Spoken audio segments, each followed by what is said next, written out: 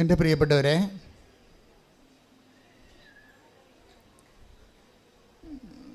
ഉടമ്പടി ധ്യാനത്തിൻ്റെ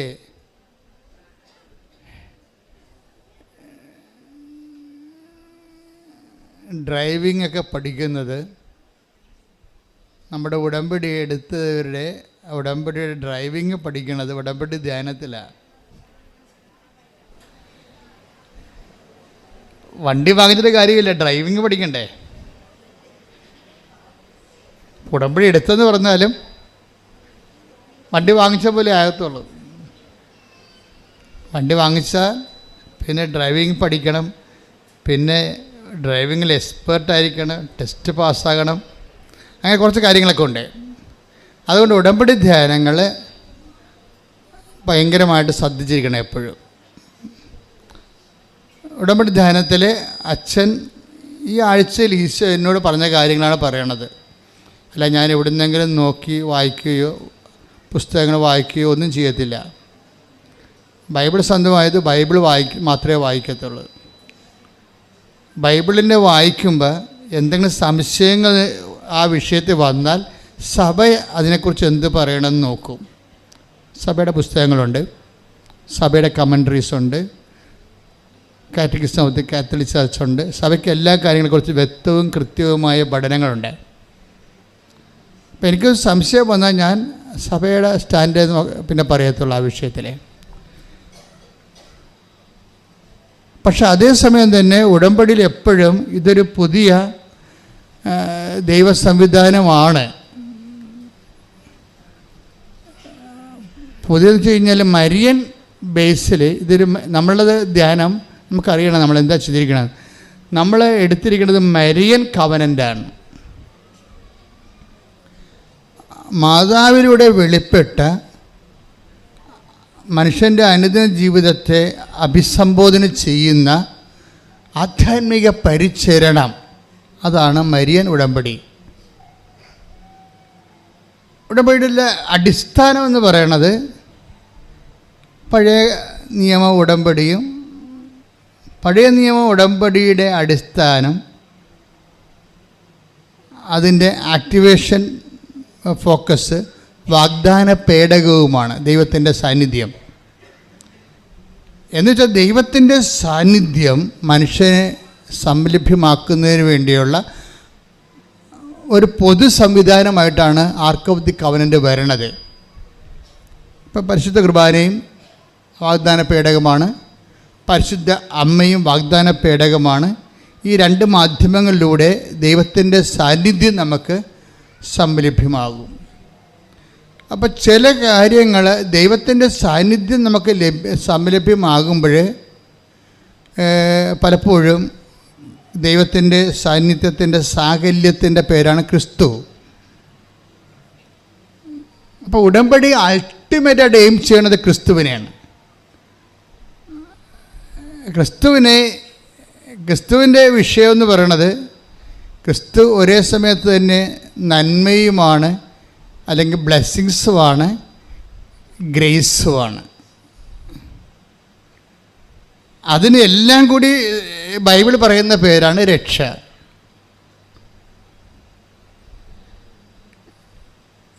രക്ഷ പ്രാപിക്കുക എന്ന് വെച്ച് കഴിഞ്ഞാൽ ഒരു മനുഷ്യന് ദൈവത്തെ സ്വീകരിക്കുന്നതിനെ, ദൈവത്തിൻ്റെ ദൈവാനുഭവത്തിന് ബൈബിൾ പറയുന്ന പേരാണ് രക്ഷ പ്രാപിക്കുക.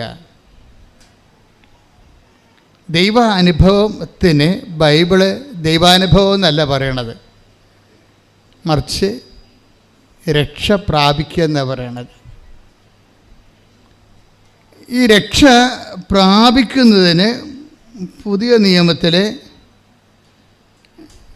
അനുതാപത്തിലാണ് അതിൻ്റെ ആദ്യ പാഠം തുടങ്ങുന്നത്.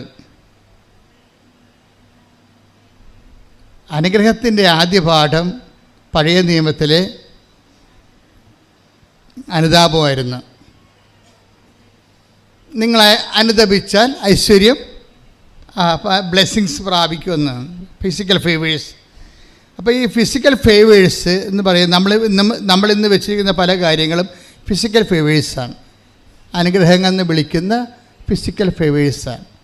ഈ ഫിസിക്കൽ ഫേവേഴ്സിന് പഴയ നിയമത്തിൽ ഫിസിക്കൽ ഫേവേഴ്സിന് അതിൽ തന്നെ എൻറ്റിറ്റി ഉണ്ടായിരുന്നു, അതിൽ തന്നെ ദൈവികമായ രക്ഷ ഉണ്ടായി. പുതിയ നിയമകാലം വന്നപ്പോൾ ഈ ഫിസിക്കൽ ഫേവേഴ്സിനെ ക്രിസ്തുവുമായിട്ട് അറ്റാച്ച് ചെയ്തിട്ട് രക്ഷയുമായിട്ട് അറ്റാച്ച് ചെയ്തിരിക്കുകയാണ്. ആത്മരക്ഷയ്ക്ക് പ്രാധാന്യം കൊടുക്കാത്തവർക്ക് ഫിസിക്കൽ ഫേവേഴ്സ് അനുഭവവേദ്യമല്ല. അതുകൊണ്ടാണ് ഈശോ പറഞ്ഞത്, എന്നെ കൂടാതെ നിങ്ങൾക്ക് ഒന്നും ചെയ്യാൻ സാധ്യമല്ല. ശ്രദ്ധിക്കട്ടെ, ഹല്ലേലൂയ. ഹല്ലേലൂയ ഹല്ലേലൂയ ഹല്ലേലൂയ യേശുവേ ഹല്ലേലൂയ ഹല്ലേലൂയ ഹല്ലേലൂയ ഹല്ലേലൂയ ഹല്ലേലൂയ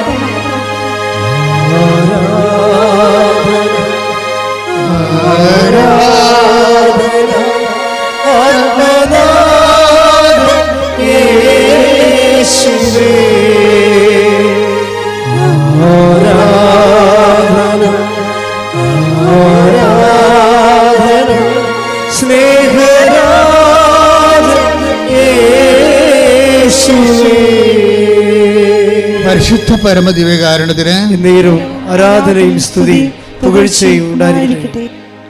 സഖ്യവൂസിനെ കൊടുക്കണത് 2 ഗ്രേസും കൊടുക്കുകയാണ്.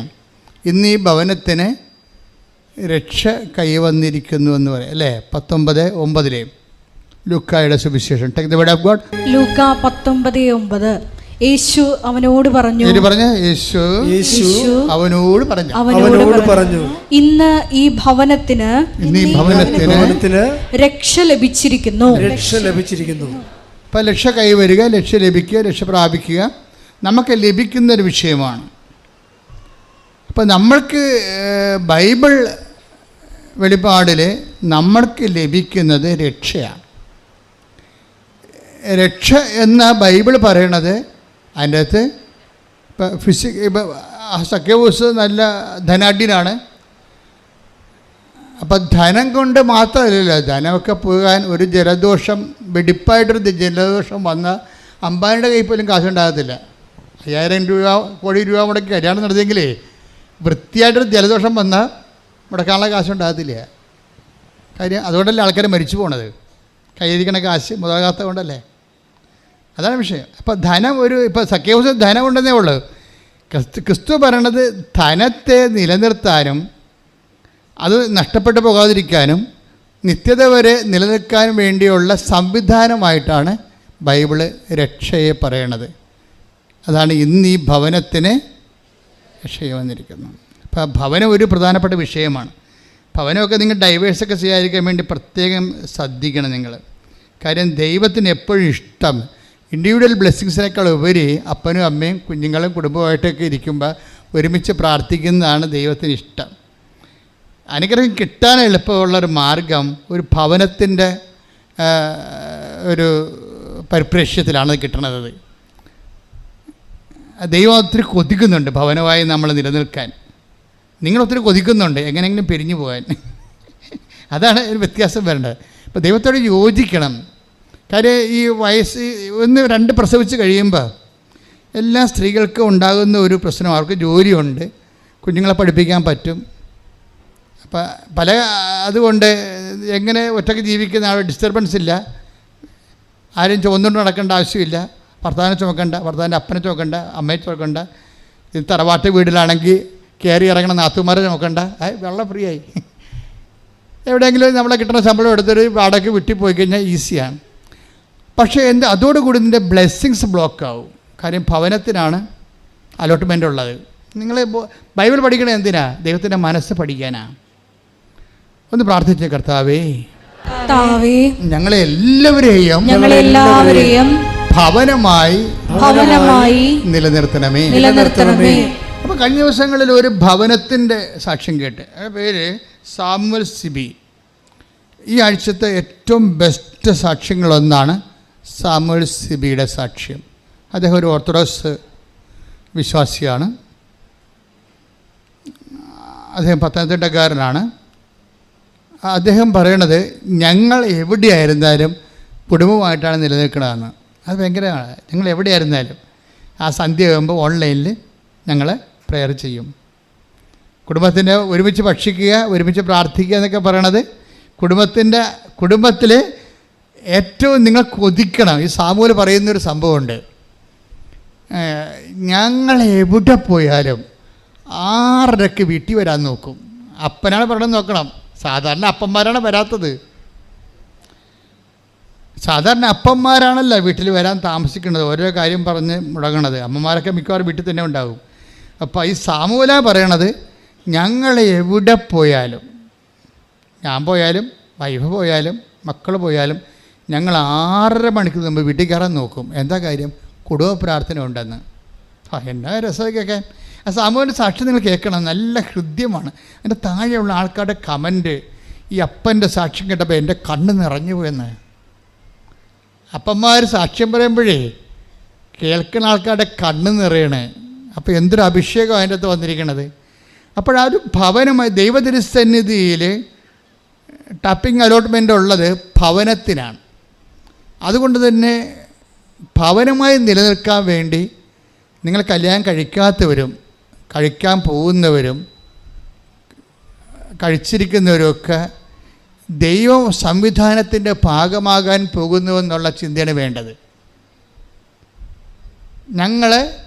ഇനി എനിക്ക് 4 പേരുടെ കൃപയാണ്, ഷെയറാണ് തരാൻ പോണത് ദൈവം. അപ്പനും അമ്മയും ഭാര്യയും ഭർത്താവും 2 മക്കളും 3 മക്കൾ. അത് നിങ്ങളുടെ ഓരോരുത്തരുടെ ആരോഗ്യവും സൗകര്യവും സാഹചര്യവും പോലെ ദൈവം നിങ്ങൾക്ക് കുഞ്ഞുങ്ങളെ തരട്ടെ. പക്ഷേ എന്തുമാത്രം കുഞ്ഞുങ്ങൾ ഉണ്ടാകുന്നു അത്രയും ടാപ്പിംഗ് പോയിൻ്റ് കൂടും, റേഷൻ കൂടും. അത്രയും നമ്മുടെ റേഷൻ കാർഡ് അങ്ങനെയല്ലേ. നമ്മുടെ ആൾക്കാരുടെ 2 വയസ്സ് കഴിഞ്ഞാൽ കുഞ്ഞുങ്ങൾക്കെല്ലാം റേഷൻ കിട്ടും. ഇതുപോലെ ദൈവതിരുസന്നിധി കുഞ്ഞുങ്ങൾ കൂടുന്നതനുസരിച്ച് അനുഗ്രഹം കൂടും. അതുപോലെ നമ്മൾ ഇന്ദിരാഗാന്ധിയുടെ ഇക്കണോമിക്സാണല്ലോ എടുത്തത്. കുഞ്ഞുങ്ങൾ കൂടുന്നതനുസരിച്ചുകൊണ്ട് പട്ടിണി കിടക്കുമെന്നല്ലേ പറഞ്ഞത്. അതല്ല, കുഞ്ഞുങ്ങൾ കൂടുന്നതനുസരിച്ചുകൊണ്ട് പ്രാർത്ഥിക്കാൻ ആൾ കൂടും, ദൈവത്തിൻ്റെ അടുത്ത് നമ്മളെ മുട്ടുകുത്താനുള്ള ആൾ കൂടും, കർത്താവ് ഞങ്ങളെന്ന് പറഞ്ഞതിനൊരർത്ഥം ഉണ്ടാകും. സ്വർഗസ്ഥനായ പിതാവിൻ്റെ ഒരു പ്രാർത്ഥനയല്ലേ ഈശോ പഠിപ്പിച്ചുള്ളൂ, അല്ലേ? ദൈവത്തിരുസേന ഒരു പ്രാർത്ഥന പഠിപ്പിച്ചുള്ളൂ. അതിൻ്റെ അകത്ത് ഞങ്ങളെന്നാണ് പറഞ്ഞിരിക്കണം. സ്വർഗസ്ഥനായ എൻ്റെ പിതാവാണ്, അല്ല ഞങ്ങളുടെ പിതാവേ. അപ്പോൾ തന്നെ അപ്പോൾ അവിടെ ഒരു ഭവന പ്രീ സപ്പോസ് ചെയ്യുന്നുണ്ട്. സക്കേവൂസിൻ്റെ വീട്ടിൽ ചെല്ലുമ്പോൾ ഈശോ പറയും ഭവനത്തിന് രക്ഷകൈ വന്നിരിക്കുക. അപ്പോൾ സക്കേവൂസാണ് കർത്താവുമായിട്ട് ഇൻട്രാക്ട് ചെയ്തെങ്കിലും അതിൻ്റെ അനുഗ്രഹം ചാനൽ ഔട്ട് ചെയ്ത് എല്ലാവർക്കും കിട്ടുകയാണ്.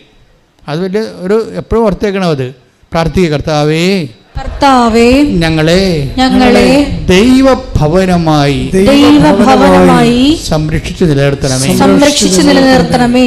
അപ്പം നിസ്സാര കാര്യങ്ങൾക്ക് ഒരിക്കലും ഈ ദൈവ സംവിധാനത്തിൽ ഒരു ഫോറിൻ മാറ്ററിനെ കയറ്റരുത്. നിങ്ങൾ ഒരു കുടുംബമായാൽ അവരിരുവരും ഒരു ശരീരമായി തീരുമെന്ന് പറഞ്ഞപ്പോൾ അപ്പം തന്നെ മനസ്സിലാകാം മറ്റുള്ളതെല്ലാം ഫോറിൻ മാറ്ററാണെന്ന്. എന്താ കാര്യം? നിങ്ങൾ ഇരുവരും ഒരു ശരീരമായി തീരും. ഈശോ അത് അക്സെപ്റ്റ് ചെയ്യുന്നുണ്ട്. പഴയ നിയമത്തിലെ ആ കോൺസെപ്റ്റ് ഈശോൻ്റെ കാലം വരുമ്പോൾ ഈശോ അതിന് അങ്കുലിയൻ ചാർത്തനുണ്ട്. ഈശോ അത് പഴയ നിയമത്തിൽ ഒത്തിരി സംഭവം ഈശോ എടുത്തിട്ടില്ല. എടുത്ത കാര്യങ്ങൾക്കെല്ലാം ഈശോ റീസൈൻ ചെയ്ത് കൊടുക്കും. അതിലൊന്നാണ് ഭർത്താവും ഭാര്യയും ഒരു ശരീരമായി തീരുമെന്നുള്ളത്. അപ്പം നിങ്ങൾ ഓർക്കും, അച്ഛാ എങ്ങനെയാണ് അച്ഛാ ഇങ്ങനെ ഓരോ വ്യത്യസ്തമായ സ്വഭാവമുള്ള ആൾക്കാരുടെ കൂടെ ജീവിക്കാൻ പറ്റണമെന്ന് ചോദിച്ചു കഴിഞ്ഞാൽ അതിന് നിങ്ങൾ മാരേജ് പ്രിപ്പറേഷൻ കോഴ്സ് കൂടിയ കൊണ്ട് മാത്രം കാര്യമായില്ല.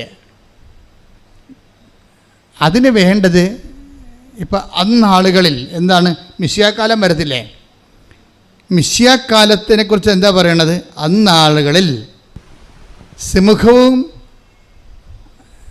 അതുപോലെ തന്നെ കരടിയും സിംഹവും ഒരുമിച്ച് മേയും. കുഞ്ഞുങ്ങളെ സർപ്പത്തിൻ്റെ അളയിൽ കൈയിടും. Take the word of God. ശ്രുതികട ഹല്ലേലൂയ ഹല്ലേലൂയ ഹല്ലേലൂയ യേശുവേ നന്ദി. ഹല്ലേലൂയ ഹല്ലേലൂയ ഹല്ലേലൂയ ഹല്ലേലൂയ ഹല്ലേലൂയ ഹല്ലേലൂയ ഹല്ലേലൂയ യേശുവേ നന്ദി. മഹത്വം മഹത്വം മഹത്വം മഹത്വം. ഹല്ലേലൂയ ഹല്ലേലൂയ ഹല്ലേലൂയ ഹല്ലേലൂയ യേശുവേ സ്തുതി. ഹല്ലേലൂയ ഹല്ലേലൂയ ഹല്ലേലൂയ. യെശയ്യാ 11:6. യെശയ്യാ 11:6. ചെന്നായും ആട്ടിൻകുട്ടിയും ഒന്നിച്ച് വസിക്കും. പണിയായി. അമ്മായിയമ്മയും മരുമകളും കൂടി ഒരുമിച്ച് വസിക്കുമെന്നാണ് പറയണത്. 2 സ്വഭാവമായിരിക്കും ചിലപ്പോൾ. അപ്പോൾ ഇത് ഈശോ ദൈവത്തിന് അറിയാം ഇതിൻ്റെ അത് ചെന്നായും ഉണ്ട്. അതിനെ ചിലപ്പോൾ മരുമകളായിരിക്കും ചെന്ന, ചിലപ്പോൾ അമ്മായിയമ്മയായിരിക്കും ആട്ടിൻകുട്ടി. ആരെയും കുറ്റം പറയാൻ പറ്റില്ല. പക്ഷേ ഈ സംഭവത്തിന് ഒരുമിച്ച് താമസിക്കുമെന്ന് പറയണത്. ആ ഭാഗം ഒന്ന് വായിക്കണം കേട്ടാ. ഇതിൻ്റെ പ്രശ്നമെന്ന് പറയണത് അനോയിൻറ്റിങ്ങിൻ്റെ കുഴപ്പമാണ്. അനോയിൻറ്റിങ് ഉണ്ടെങ്കിൽ ഇതിന് അനോയിൻറ്റിങ് എന്ന് പറയുമ്പോൾ ബൈബിളിൽ ഇങ്ങനെയുള്ള ചേരാത്തവ ചേർക്കുന്ന സംവിധാനത്തിൻ്റെ പേരാണ് അനോയിൻറ്റിങ് എന്ന്. അത് സ്പെഷ്യൽ അഭിഷേകം കിട്ടും നമുക്ക്. അടുത്ത വചനം വായിച്ചേ. പുള്ളിപ്പുലി കോലാട്ടിൻകുട്ടിയോടുകൂടെ കിടക്കും. പണിയായി. പുള്ളിപ്പുലി അപ്പോൾ കടിച്ചു കയറുന്ന സ്വഭാവമുള്ള ആൾക്കാരായിരിക്കും. നമ്മൾ ചിലപ്പോൾ ശാന്ത സ്വഭാവമുള്ള ആൾക്കാർ, നമുക്ക് സ്വരം കേൾക്കണതിന് അരിച്ചായിരിക്കും. ചില ആൾക്കാർ സ്വരത്തിലേ സംസാരിക്കത്തുള്ളൂ. ഇവിടെ സംസാരിച്ച ഭാര്യ പറയും, ഇവിടെ മനുഷ്യ പിള്ളേർ കേൾക്കാൻ മാത്രം സംസാരിക്കും, നാട്ടുകാർ മുഴുവൻ കേൾപ്പിക്കല്ലെന്ന് പറയും. ആ പുള്ളിപ്പുലിയാണ് സാധനം. നമ്മൾ ശാന്തം, നമുക്ക് സ്വരം കേട്ടിരിക്കുന്ന തലവേന വരും, നമ്മൾ കോലാടാണ്. അപ്പോൾ ഈ രണ്ട് സാധനത്തിന് ഒരുമിച്ച് ചേരാത്തതിനാണ് ചേർത്തിരിക്കണതല്ല, നിങ്ങൾ ചേരുന്നതിനല്ല. ദൈവം അവർക്ക് ചേർന്ന ഇണയെന്ന് പറയണത് ആ ചേരാത്തിനെ ചേർക്കുമ്പോൾ ചേർക്കാനുള്ളതിൻ്റെ ഒരു അഡ്ഹേഴ്സിയുണ്ട്. എന്താണത്? അത് കൃപയാണ്.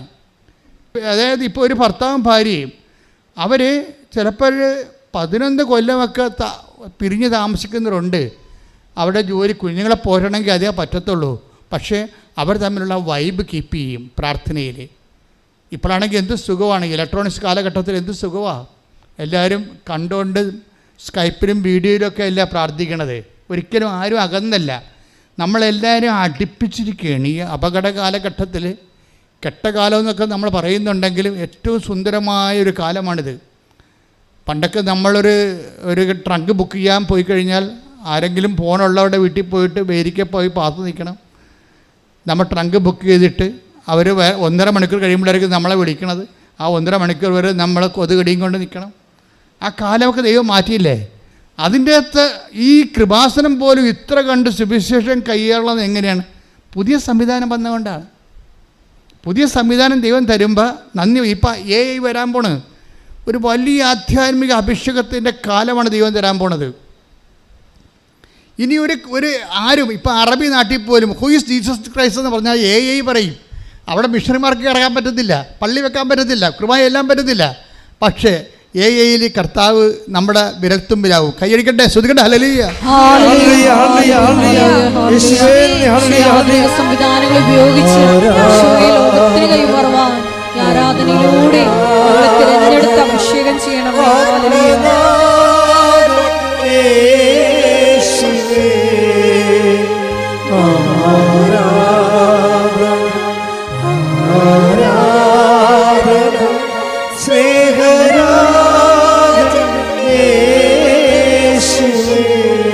പരിശുദ്ധ പരമദിവ്യകാരുണ്യത്തിന് ആരാധനയും സ്തുതിയും പുകഴ്ചയും ഉണ്ടായിരിക്കട്ടെ. അപ്പോൾ നമ്മൾ ഫസ്റ്റ് പോയിന്റ് ഓർ സെക്കൻഡ് പോയിന്റിലേക്ക് നമ്മൾ വരുമ്പോൾ നമ്മൾ മനസ്സിലാക്കേണ്ടത്, ആദ്യമേ അച്ഛൻ പറഞ്ഞിരുന്നു, ഉടമ്പടി ബേസിക്കായിട്ട് അൾട്ടിമേറ്റായിട്ട് സാന്നിധ്യത്തിൻ്റെ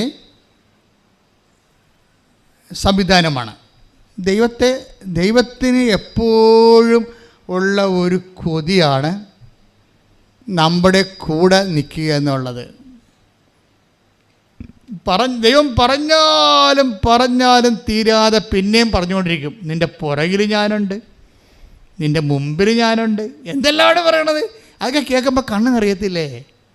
ബൈബിൾ വായിക്കുമ്പോൾ ദൈവസ്നേഹത്തോട് വായിക്കാൻ നോക്കണം. അല്ലാതെ അച്ഛൻ പറഞ്ഞ് അരമണിക്കൂർ വായിക്കാൻ, എന്നാൽ അച്ഛൻ പറഞ്ഞ് എവിടുന്ന് വായിക്കാൻ, എവിടുന്ന് വായിക്കാം, എവിടെയെങ്കിലും വായിക്കടി.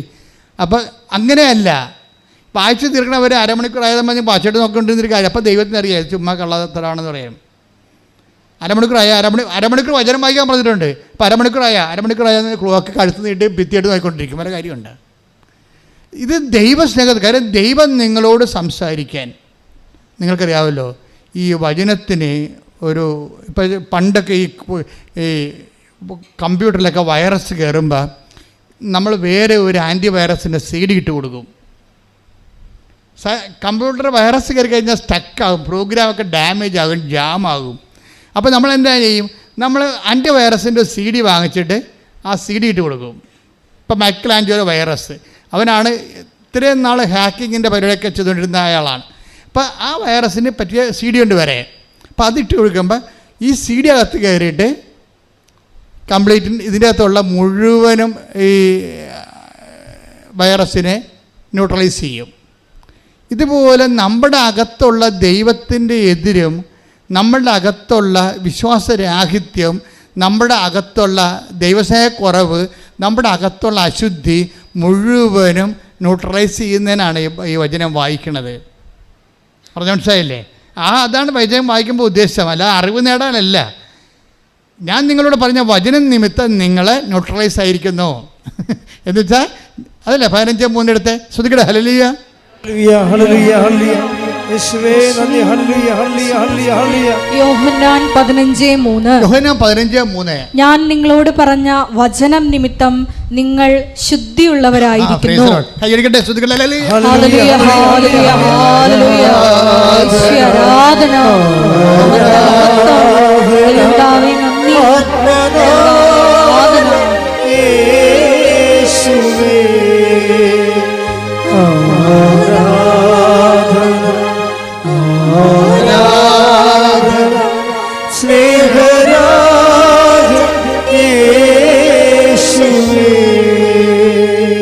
എന്ന് പറഞ്ഞ ഞാൻ നിങ്ങളോട് പറഞ്ഞ വചനം നിമിത്തം നിങ്ങൾ ശുദ്ധിയുള്ളവരായിരിക്കുന്നു. അപ്പൊ ഈ നമ്മളെ ശുദ്ധി എന്ന് പറയുന്ന വിശുദ്ധിയിൽ അത് ചില ദൈവത്തിന് നമ്മളതിൽ ഓപ്പറേറ്റ് ചെയ്യാനുള്ള ഒരു അനുകൂല സാഹചര്യം സൃഷ്ടിക്കുകയാണ് നമ്മൾ ചെയ്യണം വചനം വായിക്കുന്നതിലൂടെ.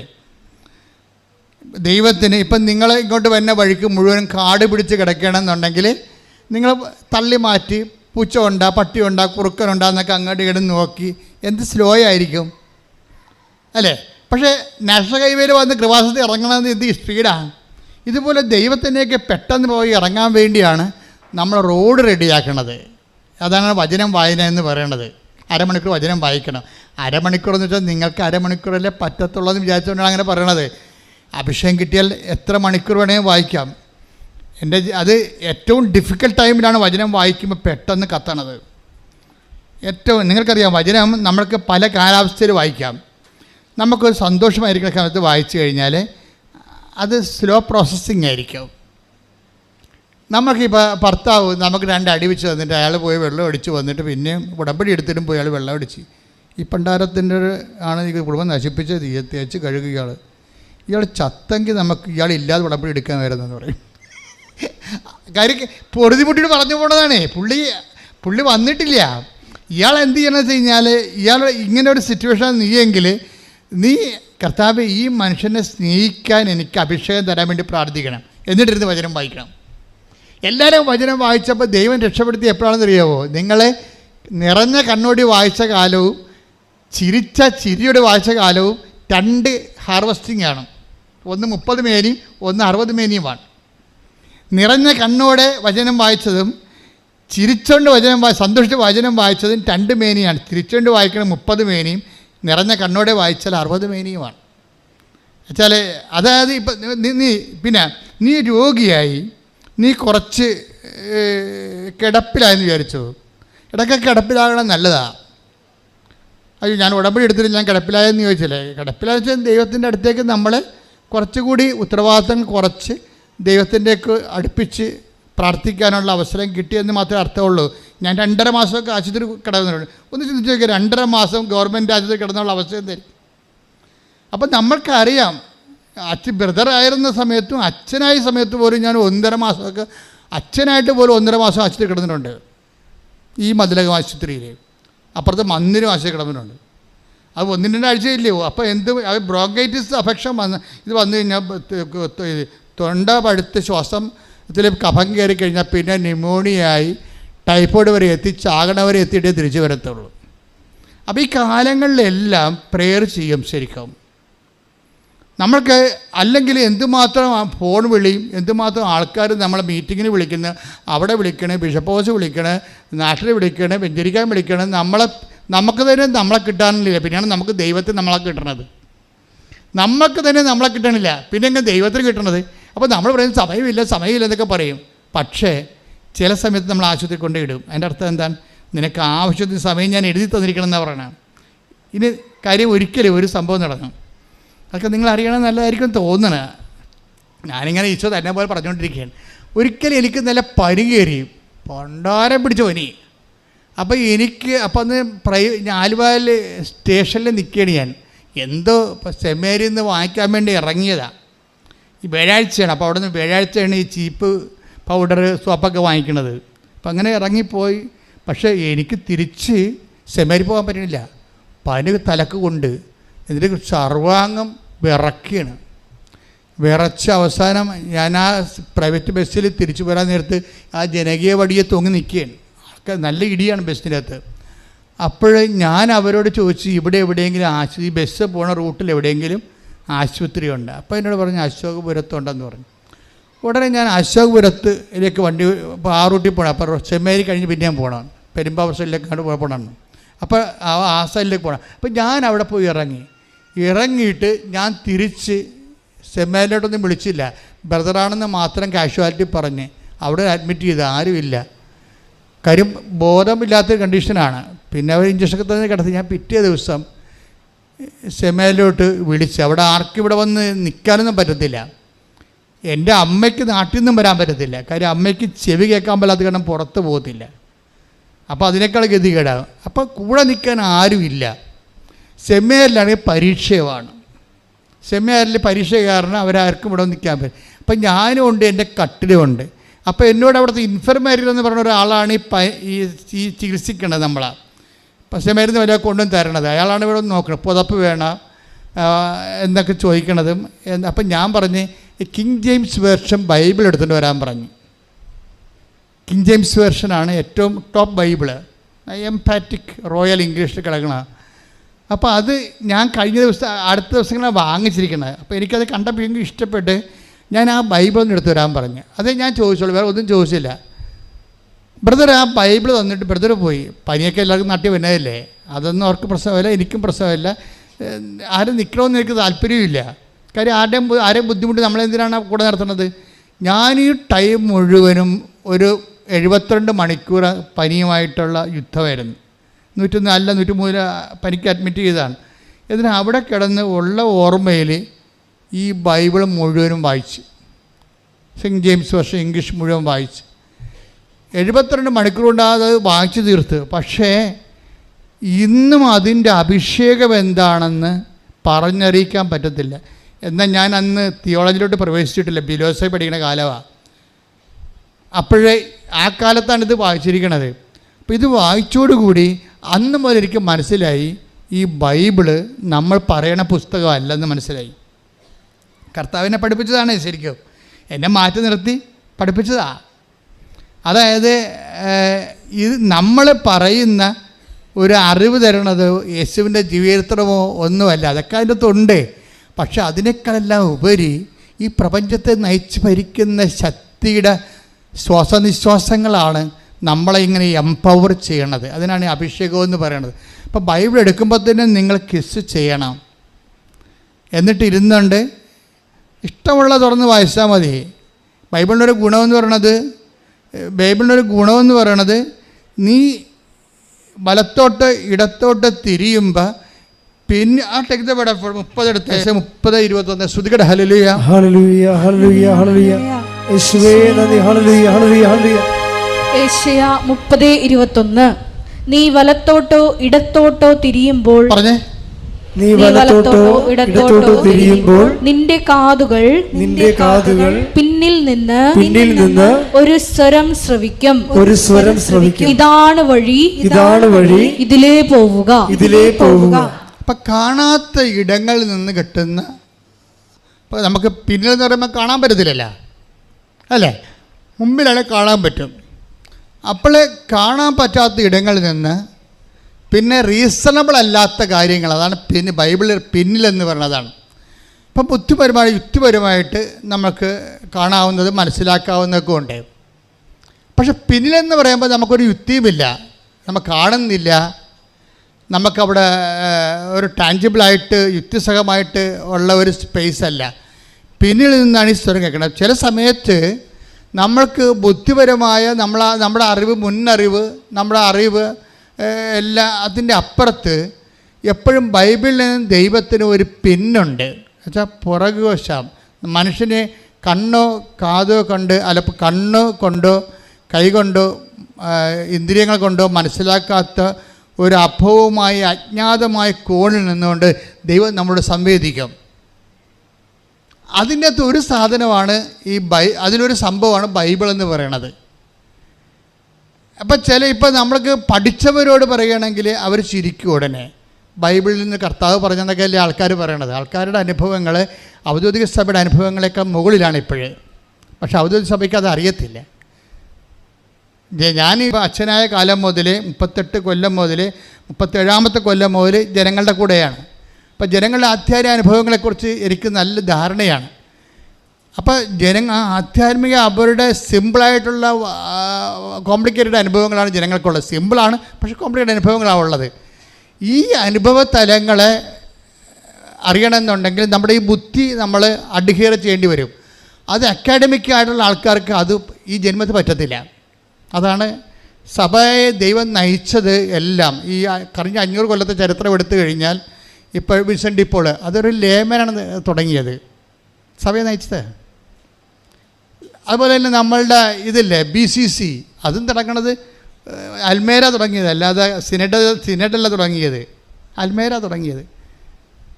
അപ്പോൾ അൽമേരയുടെ ദൈവാനുഭവങ്ങൾ 500 കൊല്ലത്തെ ദൈവാനുഭവങ്ങളെന്ന് പറയുമ്പോൾ സഭയെ നയിച്ച ഒരു അണ്ടർലൈൻ ചൈതന്യത്തിലൂടെ ദൈവം സഭയെ ശക്തമായി നയിക്കുന്നത്. കരിസ്മാറ്റിക് മൂവ്മെൻറ്റ് ആരാണത്?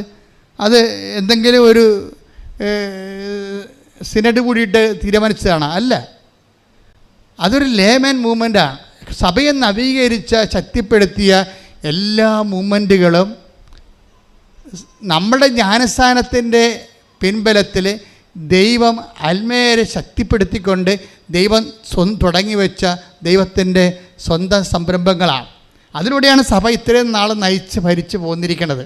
നമ്മൾ നോക്കിയാൽ മതി, ഓരോ ചരിത്രങ്ങൾ എടുത്ത് നോക്കിയാൽ മതി. അപ്പോൾ ഈ സാധാരണ മനുഷ്യൻ്റെ ദൈവാനുഭവങ്ങളും സാധാരണ മനുഷ്യൻ സഭയെ പണിതുയർത്താൻ വേണ്ടി ദൈവം പാവപ്പെട്ടവനെ ഉപയോഗിച്ചതും നോക്കാനാണെങ്കിൽ നമ്മൾക്ക് ഇനിയും ഭയങ്കര പ്രത്യാശയ്ക്ക് വകയുണ്ട്. കാര്യം ഇനിയും ദൈവം നിങ്ങളെ ഉപയോഗിക്കും. കാരണം നിങ്ങളിലൂടെ കേൾക്കുന്ന ദൈവാനുഭവങ്ങളും ദൈവാനുഭവത്തിൻ്റെ ഓരോ വ്യത്യസ്തങ്ങളായ അനുഭൂതികളും ആന്തരിക ബോധ്യങ്ങൾക്ക് പറ്റിയ സാക്ഷ്യവും സാക്ഷ്യത്തിന് പറ്റിയ വേദസാക്ഷ്യമോ രക്തസാക്ഷ്യമോ എന്ത് തന്നെ ആയാലും സഭയെ എംപവർ ചെയ്യുന്നതിന് വേണ്ടി അറിവിനേക്കാൾ പ്രധാനപ്പെട്ടതാണ് അഭിഷേകമെന്ന് പറയുന്ന ബൈബിള് നിങ്ങൾ ഇടയ്ക്കിടയ്ക്ക് വായിച്ചുകൊണ്ടേയിരിക്കണം. പ്രാർത്ഥിക്കുക, കർത്താവായ ദൈവമേ, എന്നെ ശക്തിപ്പെടുത്തുന്നതിന് വേണ്ടി എന്നെ വിശുദ്ധ ഗ്രന്ഥങ്ങള് പാരായണം ചെയ്യുന്നതിനായി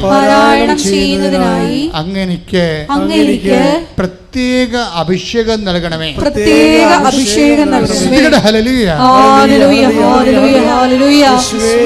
വചനം സ്നേഹത്തോടെ വായിച്ച് അഭിഷേകം പ്രാപിക്കുവാൻ ഈ ആരാധനയിലൂടെ ഞങ്ങളെ അഭിഷേകം ചെയ്യണമേ. ഹല്ലേലൂയ, ഹല്ലേലൂയ, ഹല്ലേലൂയ.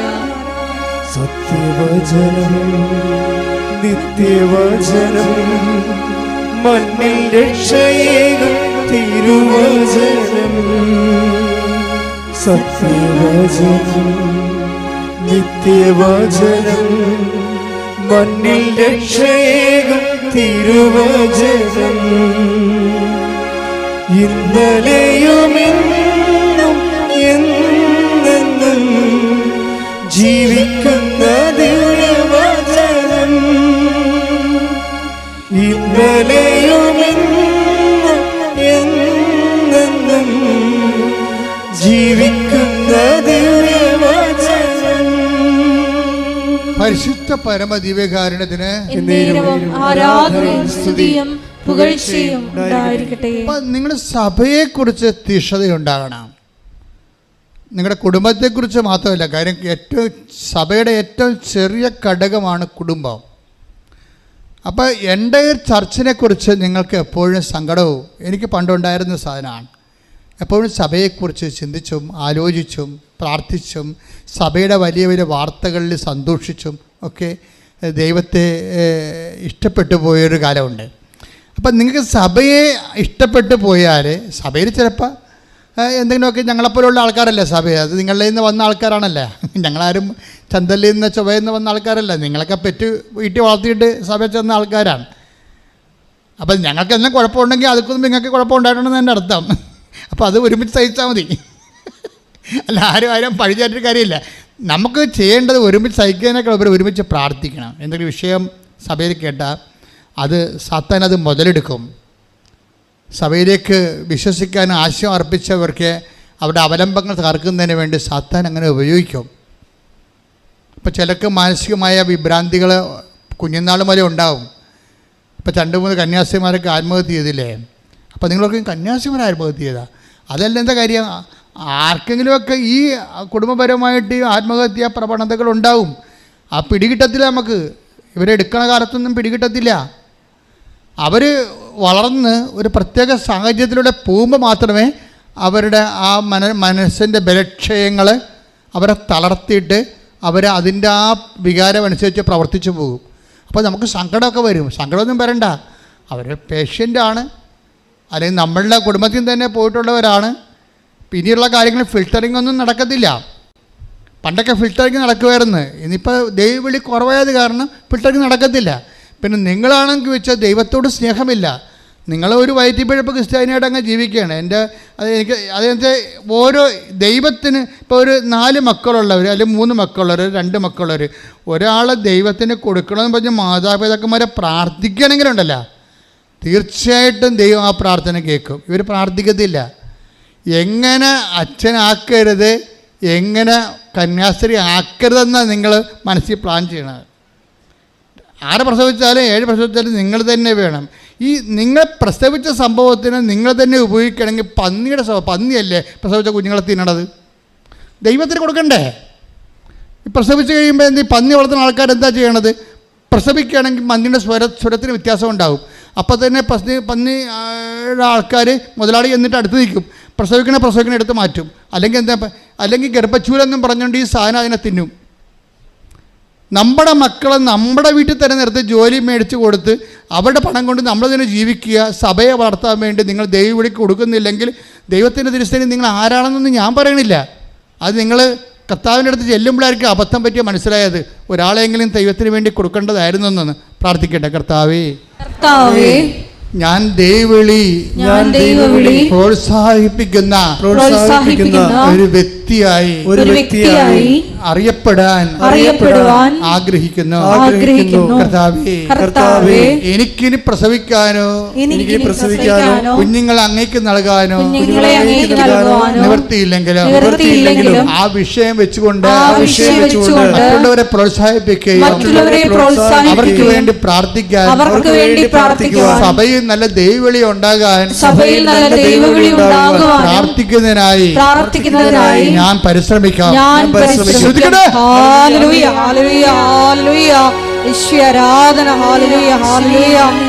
ഞങ്ങളുടെ സമൂഹത്തിൽ നിന്ന് അഭിഷേകമുള്ള ധാരാളം ദൈവവിളികൾ നൽകി ധന്യമാക്കണമേ. Hallelujah, hallelujah. മക്കളെ തരിക, എന്റെ സർവവും എടുത്തുകൊള്ളുക. ആത്മാക്കളെ തരിക, എന്റെ സർവവും എടുത്തുകൊള്ളുക. ആത്മാക്കളെ തരിക, എന്റെ സർവവും എടുത്തുകൊള്ളുക. പരിശുദ്ധ പരമദിവ്യകാരുണ്യത്തിന് ഇപ്പം ഇങ്ങനെ ദൈവത്തെക്കുറിച്ച് ചിന്തിക്കുകയും ദൈവത്തിന് നാമത്തെ മഹത്വപ്പെടണം, സുവിശേഷം ദൈവത്തെ മറ്റുള്ളവർക്ക് അറിയിക്കണം എന്നൊക്കെ നിങ്ങൾ ചിന്തിച്ച് ആലോചിച്ചിട്ടാണ് ഈ വചനം വായിക്കണമെങ്കിൽ വചനം പെട്ടെന്ന് അഭിഷേകമാകും. അല്ല ദൈവത്തിന് ഒരു പ്രയോജനമില്ലാതെ നിങ്ങളിത് വായിച്ചുകൊണ്ട് ഇത് പെട്ടെന്ന് അഭിഷേകം ഈ ബോയിലിംഗ് പോയിൻ്റ് കൂട്ടണം. ബോയിലിംഗ് പോയിൻ്റ് ഇപ്പം നിങ്ങൾക്ക് തന്നെ അറിയാം നിങ്ങളുടെ ജീവിത രീതികളിൽ നിന്ന് ദൈവത്തെ അറിയാത്തൊരു കാര്യമുണ്ടല്ലോ. എല്ലാവരുടെ ജീവിതത്തിലും ഉണ്ടാവും. ദൈവത്തെ അറിയാത്തൊരു കാലഘട്ടം എല്ലാവരുടെ ജീവിതത്തിലും ഉണ്ടാവും. അറിഞ്ഞിട്ട് അംഗീകരിക്കാത്ത കാലഘട്ടം, ദൈവത്തെ അറിഞ്ഞിട്ട് അറിവനുസരിച്ച് ജീവിക്കാത്ത കാലഘട്ടം, ഒരു കാലഘട്ടം അജ്ഞതയുടെ കാലഘട്ടം. അപ്പം നമ്മൾ ഉടമ്പടിയിലൂടെ തിരിച്ചു വന്നു കഴിയുമ്പോൾ ഈ അജ്ഞതയുടെ കാലഘട്ടം ദൈവം പിന്നെ അത് കൗണ്ട് ചെയ്യത്തില്ല. അജ്ഞതയുടെ കാലഘട്ടത്തെ പ്രവർത്തനങ്ങൾ 17:30 അജ്ഞതയുടെ കാലഘട്ടങ്ങളെ ദൈവം കണക്കിലെടുത്തില്ല. ഒന്ന് പറഞ്ഞേ, അജ്ഞതയുടെ കാലഘട്ടങ്ങളെ ദൈവം കണക്കിലെടുത്തില്ല. എന്നാൽ ഇപ്പോൾ എല്ലായിടത്തുമുള്ള സകല ജനങ്ങളും പശ്ചാത്തപിക്കണമെന്ന് അവിടുന്ന് ആജ്ഞാപിക്കുന്നു. ഇതൊരു കൽപ്പനയാണ്, ഉടമ്പടിയിലൂടെ വന്നിരിക്കുന്ന ഒരു കൽപ്പനയാണ്. അപ്പം അതിൻ്റെ അകത്ത് എല്ലാ ആൾക്കാരും ഉണ്ട്. ക്രിസ്ത്യൻസ് ഉണ്ട്, ഹിന്ദുസ് ഉണ്ട്, മുസ്ലിംസ് ഉണ്ട്, അല്ലേ? അപ്പോൾ അതിനൊന്നും വായിച്ച് എല്ലായിടത്തുമുള്ള സകല ജനങ്ങളും പറഞ്ഞേ എല്ലായിടത്തുമുള്ള സകല ജനങ്ങളും പശ്ചാത്തപിക്കണമെന്ന് അവിടുന്ന് ആജ്ഞാപിക്കുന്നു. ആഗ്രഹമല്ല, പിന്നെ എന്താണ്? ആജ്ഞാപനമാണ്. അപ്പം നമുക്ക് ഓപ്ഷൻ ഇല്ല. ചെയ്യുകയോ ചെയ്യാതിരിക്കുകയോ ചെയ്യാൻ പറ്റത്തില്ല. ചെയ്തേ മതിയാവത്തുള്ളൂ. പ്രാർത്ഥിക്കുക, കർത്താവേ എല്ലായിടത്തുമുള്ള എല്ലാ ജനങ്ങളിലും ഞാൻ ഉൾപ്പെടുന്നുവെന്ന് ഞാൻ മനസ്സിലാക്കുന്നു. അങ്ങേ അറിയാത്ത എന്റെ അജ്ഞതയുടെ പഴയ കാലങ്ങളെ വിസ്മരിച്ചുകൊണ്ട് അങ്ങയോട് ഐക്യപ്പെടുന്ന ഉടമ്പടിയുടെ പുതിയ കാലം എനിക്ക് നൽകിയതിന് നന്ദി പറയുന്നു. ആരാധന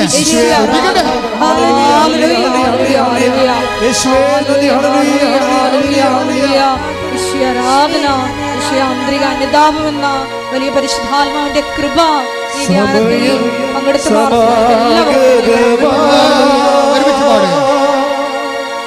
സകലരും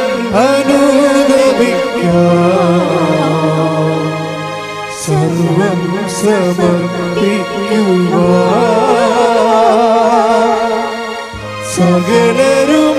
സകലരുമണഞ്ഞിടും സമയം സമാഗതമാ. സകലരും അനുദപിക്കാം. സർവം സമർപ്പിക്കുക. സകലരും അനുദാപിയെ അനുഗമിക്ക ഒരു ആത്മാവിനാൽ നിറച്ചിടുക. ആഗതനായി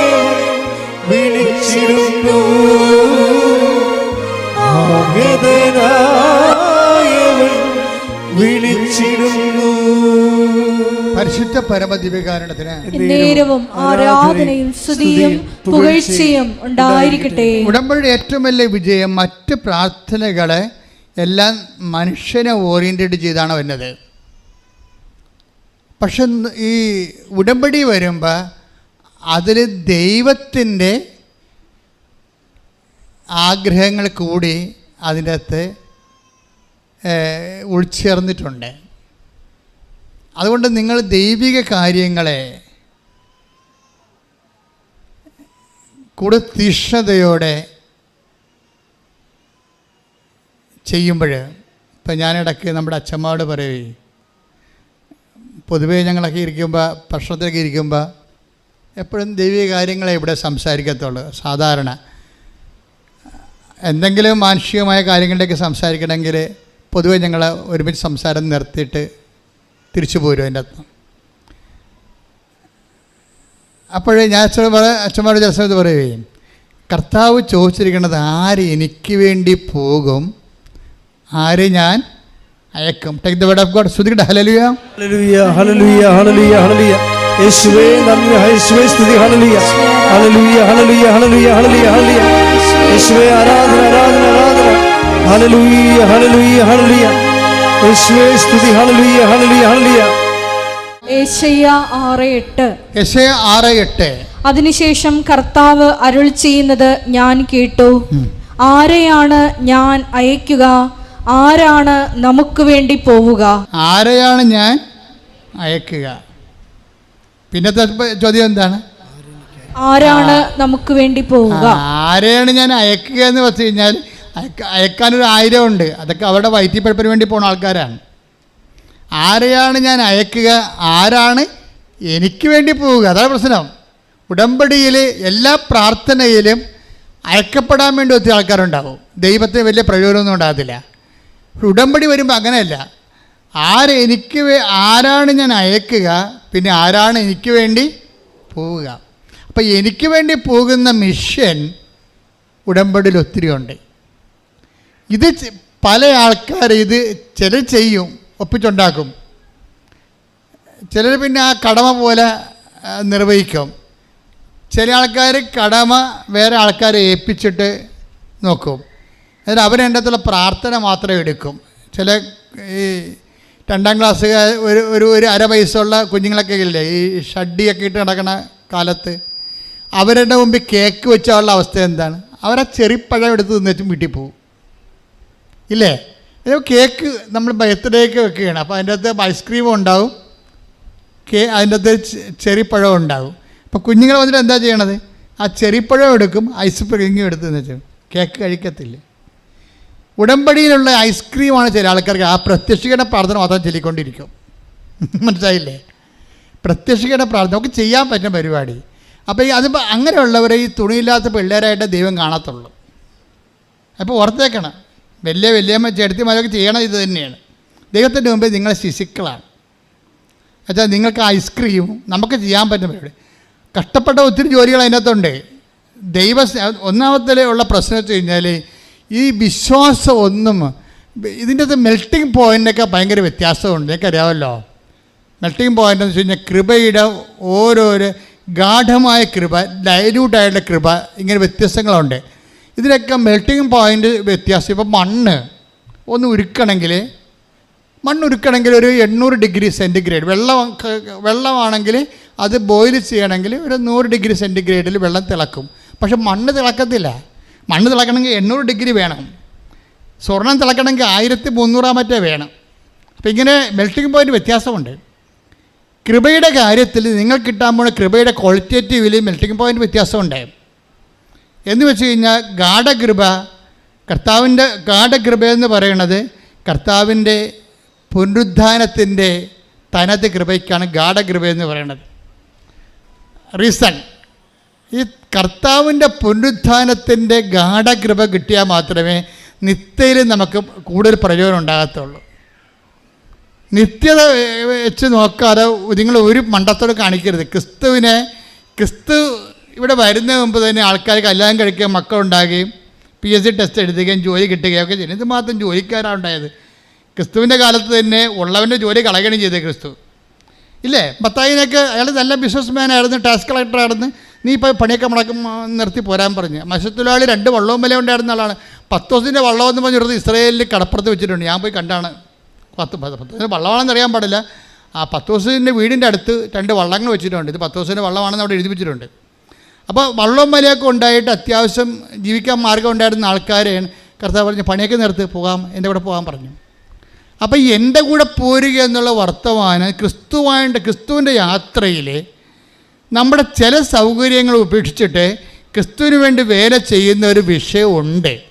ഇതിനെ ഓവർലുക്ക് ചെയ്തുകൊണ്ട് നിങ്ങളെ പ്രത്യക്ഷയുടെ പ്രാർത്ഥന ചൊല്ലിക്കൊണ്ടിരുന്നിട്ട് ഈ സാധനം ബോയിലാകത്തില്ല.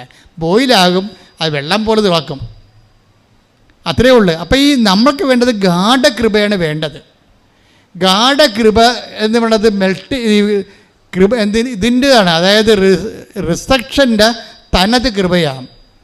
തനത് ഗാഠകൃപ കിട്ടിയാൽ നമുക്ക് അപ്പം തന്നെ നമ്മുടെ ഉയർപ്പ് ഉറപ്പാക്കാൻ പറ്റും. അപ്പം നിങ്ങൾ ഓർക്കും അല്ലെങ്കിൽ ഉയർപ്പ് ഉറപ്പാക്കാൻ പറ്റുകയല്ലേ? പറ്റും. പക്ഷേ ഒരു പ്രോബ്ലം ഉണ്ട് അവിടെ. എന്താ പ്രോബ്ലം വെച്ച് കഴിഞ്ഞാൽ ഈ ദൈവത്തെ ആസ്വദിക്കുന്നതിനൊക്കെ എല്ലാം ആനുപാതികമായിട്ടുള്ള കപ്പാസിറ്റി പ്രോബ്ലം ഉണ്ട്. കഴിവ് എല്ലാവർക്കും ഒരു കഴിവല്ലല്ലോ. ഇപ്പം എന്താ പ്രശ്നം? അവൻ്റെ നാമത്തിൽ വിശ്വസിക്കുന്നവർക്കെല്ലാം ദൈവമക്കളാകാനുള്ള യോഹന്നാൻ 1:12 തന്നെ സ്വീകരിച്ചവർക്കെല്ലാം, തൻ്റെ നാമത്തിൽ വിശ്വസിക്കുന്നവർക്കെല്ലാം ദൈവമക്കളാകാൻ അവൻ കഴിവ് നൽകി. ദൈവമക്കളാകുക എന്ന് വെച്ചാൽ ബേസിക് ആയിട്ടൊരു കഴിവാണ് അല്ലേ? അല്ല, ദൈവമക്കളെന്ന് വെച്ച് കഴിഞ്ഞാൽ ഇങ്ങനെ നമ്മളെ ഇപ്പം ഒരു യന്ത്രത്തിൽ കൊണ്ടുപോയി ഒരു സാധനം ഇട്ടിട്ട് വേറെ ഒരു ഉപകരണമായിട്ട് വരണ പോലെയുള്ള ഒരു പ്രൊഡക്ഷൻ അല്ല. ദൈവമക്കളാകാനുള്ള ഒരു ആത്മാവിൻ്റെ എബിലിറ്റി ദൈവം വർദ്ധിപ്പിക്കുന്നതാണ്. അതെങ്ങനെ വർദ്ധിപ്പിക്കണത്?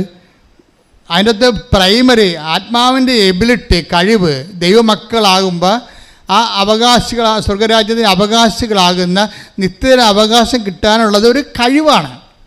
ഈ കഴിവിനെക്കുറിച്ച് പറഞ്ഞിട്ടാണ് ബൈബിൾ പറയണത്, കൃപയെക്കുറിച്ച് പറയണത്. അപ്പം കൃപയാണ് കഴിവെന്ന് ഉറപ്പല്ലേ? എന്താ പറയണത്? അവൻ്റെ നാമത്തിൽ വിശ്വസിക്കുന്നവർക്കെല്ലാം ദൈവമക്കളാണുള്ള കഴിവ് നൽകി. മോശ വഴി നിയമം ഉണ്ടായി, യേശുക്രിസ്തു വഴിയാകട്ടെ കൃപയും സത്യവും യേശുക്രിസ്തു വഴി ഉണ്ടായി. 1:17 എന്തുകൊണ്ടെന്നാൽ നിയമം മോശ വഴി നൽകപ്പെട്ടു, വചനം മോശ വഴി നൽകപ്പെട്ടു, കൃപയും സത്യവുമാകട്ടെ യേശുക്രിസ്തു വഴി ഉണ്ടായി. അപ്പം യേശുക്രിസ്തു വഴി ഉണ്ടായ തനത് ദൈവാനുഭവം എന്താണ്? കൃപയാണ്, നോട്ട് ബ്ലെസ്സിങ്സ്. എപ്പോഴും നിങ്ങൾ മനസ്സിലാക്കണം, യേശുവിനെയാണ് നിങ്ങൾ ടാർഗറ്റ് ചെയ്യണമെന്നുണ്ടെങ്കിൽ യേശുവിൻ്റെ അകത്തുള്ളത് എന്താണ്? യേശുവിനുള്ളത് ഒന്ന് ആത്മാവിൻ്റെ ശക്തി എന്ന് പറയുന്ന കൃപ. ആത്മാവിനെ ബലപ്പെടുത്തണ അനുസരിച്ച് കൊണ്ട് ദൈവത്തിൻ്റെ അനുഭവങ്ങളെ നമ്മൾ കൂടുതൽ ദൈവമായിട്ട് ഇൻറ്റിമസി ആകും. ദൈവം തൻ്റെ തിരഞ്ഞെടുക്കപ്പെട്ടവർക്ക് വേണ്ടി ഒരുക്കിയിരിക്കുന്നത് കണ്ണുകൊണ്ട് കണ്ടിട്ടില്ല, ചെവി കൊണ്ട് കേട്ടിട്ടില്ല. അപ്പോൾ നമ്മൾ നിത്യ സൗഭാഗ്യത്തെക്കുറിച്ച് ബൈബിൾ സംസാരിക്കുമ്പോൾ ഈ കൃപ നിറയുന്ന അനുസരിച്ച് കൊണ്ട് നമ്മുടെ അന്തർജ്ഞാനത്തിൻ്റെ കൂടെ ആന്തരികമായ അഭിഷേകങ്ങളും കൂടിക്കൊണ്ടേയിരിക്കും. ശരിക്കും പറഞ്ഞാൽ മറ്റു മതങ്ങളിൽ നിന്ന് വ്യത്യസ്തമായിട്ട് ക്രിസ്ത്യാനിറ്റി നൽകണത് ഇതാണ്. നിങ്ങൾ പറയുന്ന ജോലിയും വീടും വിവാഹവും ഒക്കെ ശരിക്കും നിങ്ങൾ മതവിശ്വാസം അല്ലെങ്കിൽ പോലും കിട്ടും. അതിനാരും കെട്ടിയെടുത്ത് ക്രിസ്ത്യാനിയാകേണ്ട കാര്യമില്ല. അതിപ്പോൾ ഇവിടെ ഇരിക്കണ നിരീശ്വരനായാലും കിട്ടുമെന്ന് ഞാൻ എപ്പോഴും പറയും. ഭൗതികമായ നേട്ടങ്ങൾക്ക് വേണ്ടി മാത്രമാണെങ്കിൽ take the word of God, ഈ ജീവിതത്തിന് വേണ്ടി മാത്രമാണെങ്കിൽ 1:15-19 ഈ ജീവിതത്തിന് വേണ്ടി മാത്രം ക്രിസ്തുവിൽ പ്രത്യാശ വച്ചിട്ടുള്ളവരാണെങ്കിൽ നമ്മൾ എല്ലാ മനുഷ്യരെയേക്കാൾ നിർഭാഗ്യരാണ്. അതാ, അപ്പോൾ ഈ നമ്മളെ ക്രിസ്തുവിൽ പ്രത്യാശ വയ്ക്കുന്നവർ എപ്പോഴും നിത്യജീവിതം ഉറപ്പാക്കാൻ വേണ്ടിയാണ്. ബാക്കി ഇതൊക്കെ ചേർത്ത് നൽകണതാണ്. നിങ്ങളുടെ എല്ലാ കാര്യങ്ങളും ചേർത്ത് നൽകും. കൂടുതൽ വലിയ കാര്യങ്ങളാണ് നമ്മൾ എടുക്കണമെങ്കിൽ, ഇപ്പോൾ ഡോക്ടർമാർക്കോ അതുപോലെ തന്നെ വേറെ ഈ കോംപ്ലിമെൻ്റായിട്ട് ചിലർക്കൊരു കപ്പ് കിട്ടും, ചിലർക്ക് കോംപ്ലിമെൻ്റായിട്ട് കിട്ടുന്നത് ഫ്രിഡ്ജായിരിക്കും, ചിലർക്ക് കോംപ്ലിമെൻ്റായിട്ട് കിട്ടുന്നത് ഒരു യൂറോപ്പ് യാത്രയായിരിക്കും. കോംപ്ലിമെൻറ്റ്സിന് വ്യത്യാസം ഉണ്ടാവും ഇല്ലേ? നമ്മളൊക്കെ പോയാൽ വല്ല ജോപ്പാ തരത്തുള്ളൂ. ഇതൊക്കെ നമ്മൾ വലിയ പർച്ചേസ് നടത്തണില്ല. വലിയ പർച്ചേസ് നടത്തുന്ന ആൾക്കാർ കോടികളുടെ ടേൺ ഓവറുള്ള മാർജിൻസ് കിട്ടുമ്പോൾ അവർക്ക് വിദേശയാത്രയാണ് സ്പോൺസർ ചെയ്യണ കമ്പനി. ക്രിസ്ത്യാനിറ്റി ഒരു വിദേശയാത്രയാണ് സ്പോൺസർ ചെയ്യണത്. നിങ്ങൾ ക്രിസ്തുവിനെ സ്വീകരിച്ചാൽ നിത്യത കിട്ടും. കൈയടിച്ചു കേട്ടോ. ഹല്ലേലൂയ, ഹല്ലേലൂയ, ഹല്ലേലൂയ, ഹല്ലേലൂയ, യേശുവേ നന്ദി, ഹല്ലേലൂയ, ഹല്ലേലൂയ, ഹല്ലേലൂയ, ഹല്ലേലൂയ, മഹത്വം, ആരാധന, ആരാധന, ഹല്ലേലൂയ. എന്നെ നിത്യതയോടടുപ്പിക്കുന്ന എല്ലാ അനുഭവങ്ങൾക്കും നന്ദി. എന്നെ നല്ല ശിഷ്യരാക്കിയിടുന്ന എല്ലാ അനുഭവങ്ങൾക്കും നന്ദി. എന്നെ നിത്യതയോടടുപ്പിക്കുന്ന എല്ലാ അനുഭവങ്ങൾക്കും നന്ദി.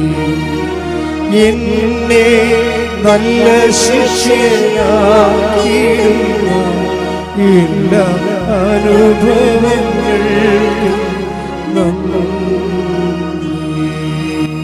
എൻ്റെ മക്കളെ, ബൈബിൾ നൽകുന്ന ഭയങ്കരമായ ഒരു അഭിഷേക വെളിപാടുണ്ട്. അതായത് വാഗ്ദാന പേടകവും കാണായി. നമ്മളിന്ന് പറയുന്ന ദൈവത്തിൻ്റെ സാന്നിധ്യമാവുന്ന വാഗ്ദാന പേടകം നിത്യത്തിൽ കാണുന്നിടത്ത് വെച്ചാണ് ഉടമ്പടി പുസ്തകം ഞാൻ എഴുതി തീർത്തത്. അതെനിക്കറിയത്തില്ലായിരുന്നു. ഞാനിങ്ങനെ തൈക്കാട്ട് ചെയ്തുകൊണ്ട് ഈ സംഭവം എഴുതിക്കൊണ്ടിരിക്കുക. കർത്താവ് എന്നോട് ഉടമ്പടി പുസ്തകം എഴുതാൻ പറഞ്ഞു, എമർജൻസി ആയിട്ട്.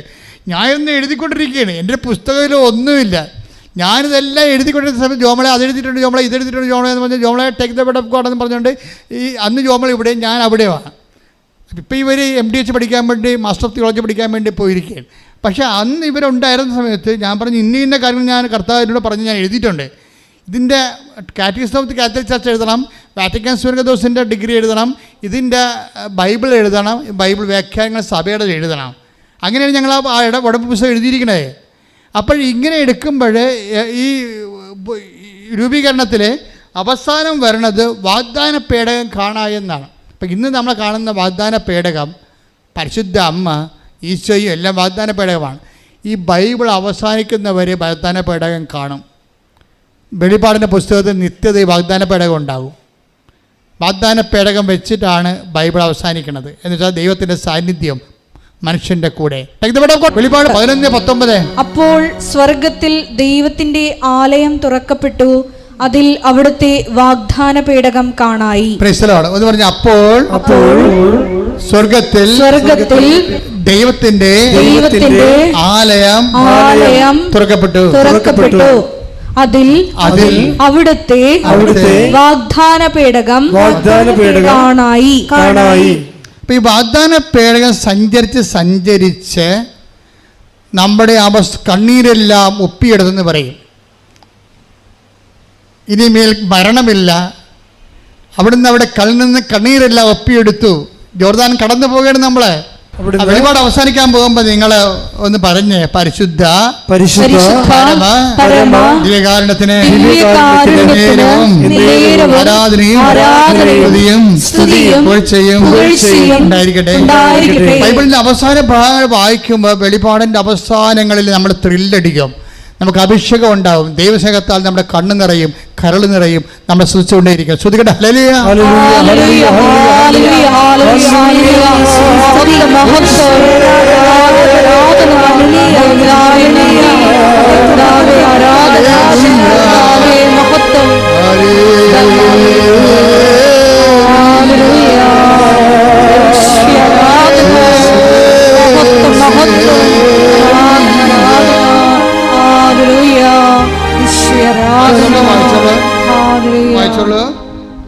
അവിടുന്ന് അവരുടെ മിഴികളിൽ നിന്ന്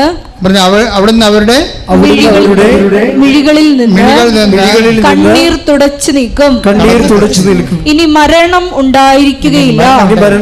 ഇനിമേൽ ദുഃഖമോ മുറവിളിയോ വേദനയോ ഉണ്ടാവുകയില്ല. പഴയതെല്ലാം കടന്നുപോയി.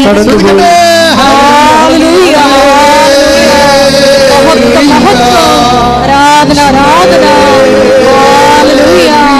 ഈശോയെ ആരാധന ഹല്ലേലൂയ. ആരാധന ആരാധന ഹല്ലേലൂയ. പരിശുദ്ധ പരമദിവ്യകാരുണ്യത്തിന് ആരാധനയും സ്തുതിയും പുകഴ്ചയും ഉണ്ടായിരിക്കട്ടെ. എൻ്റെ പ്രിയപ്പെട്ടവർ, ഇത് അവസാനിക്കുന്നത് അവിടെ നിന്ന് അവരുടെ കണ്ണിൽ നിന്ന് കണ്ണീരെല്ലാം തുടച്ചു നീക്കും. നിന്റെ കണ്ണുനീർ തുടച്ചു നീക്കുന്നവരെ,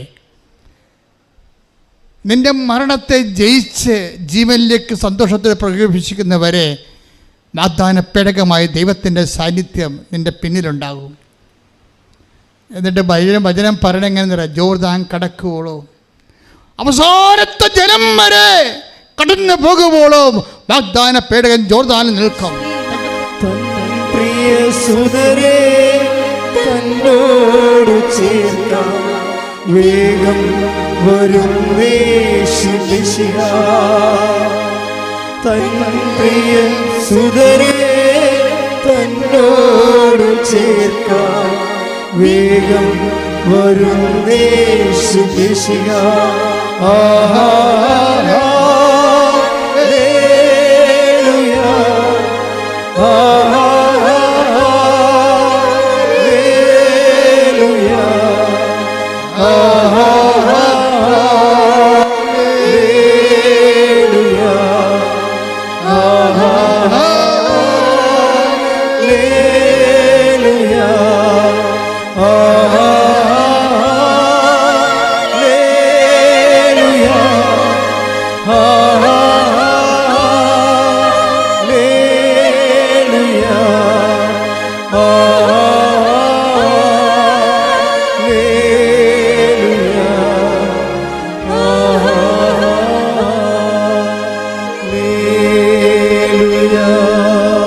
യോശുവ 4:11. ജനം അതിവേഗം മറുകര കടന്നു. ജനം അതിവേഗം മറുകര കടന്നു. ജനം കടന്നു കഴിഞ്ഞപ്പോൾ കർത്താവിന്റെ പേടകം വഹിച്ചുകൊണ്ട് പുരോഹിതന്മാരും നദി കടന്ന് അവർക്ക് മുമ്പേ നടന്നു. ഹല്ലേലൂയ, ഹല്ലേലൂയ.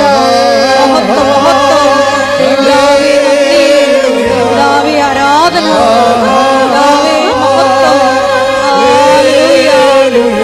ആരാധന, ഹല്ലേലൂയ. ശ്രീ നന്ദി, ശ്രീ ആരാധന, ഹല്ലേലൂയ.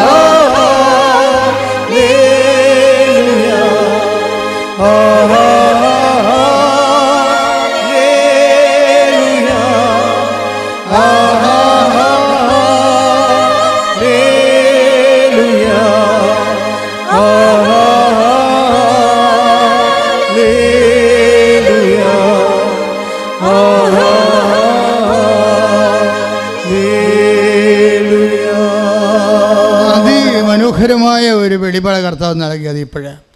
ഇപ്പം ശിശിഷൻ്റെ പരിശുദ്ധാത്മാവ് എന്താ ചെയ്യുന്നറിയാവോ? ഈ വെളിപാടിൻ്റെ പുസ്തകത്തിൽ 21:4 അല്ലേ, അവിടുന്ന് അവരുടെ കണ്ണീരെല്ലാം തുടച്ചു നീക്കി. അത് ഈ 12:11-19 വാഗ്ദാനപ്പെടുകയും കാണായി. പിന്നെ എന്താ സംഭവിക്കണത്? കണ്ണീരെല്ലാം തുടച്ചു നീക്കി. അതിൻ്റെ മുന്നാസ്വാദനമാണ് ഭൂമി സംഭവിച്ചത്. എന്താണ്? അവസാനത്തെ ജനം ഈ കണ്ണീരിൻ്റെ കാലത്തുനിന്ന് ഈ ദേശത്തുനിന്ന് കടന്നു പോകുമ്പോഴും വാഗ്ദാന പേടകവും പുരോഹിതന്മാരുമായി ജനത്തിൻ്റെ പുറകിൽ നിന്നു എപ്പോഴും മുമ്പേ നയിക്കുന്ന ദൈവത്തിൻ്റെ ചൈതന്യം അവസാനത്തെ കുഞ്ഞിനെപ്പോലും രക്ഷപ്പെടുത്താൻ നിൻ്റെ പുറകിലുണ്ടാകുന്ന ചൈതന്യം, ദൈവ ചൈതന്യം, that is ark of the covenant, വാഗ്ദാന പേടകം. കൈയടിച്ച് സ്തുതിക്കട്ടെ. ഹല്ലേലൂയ, ഹല്ലേലൂയ, ഹല്ലേലൂയ. വലിയ വെളിപാടിന് നന്ദി പറയുന്നു. വചനത്തിലൂടെ നീ വഴി നടത്തിന് നന്ദി പറയുന്നു. Hallelujah, hallelujah.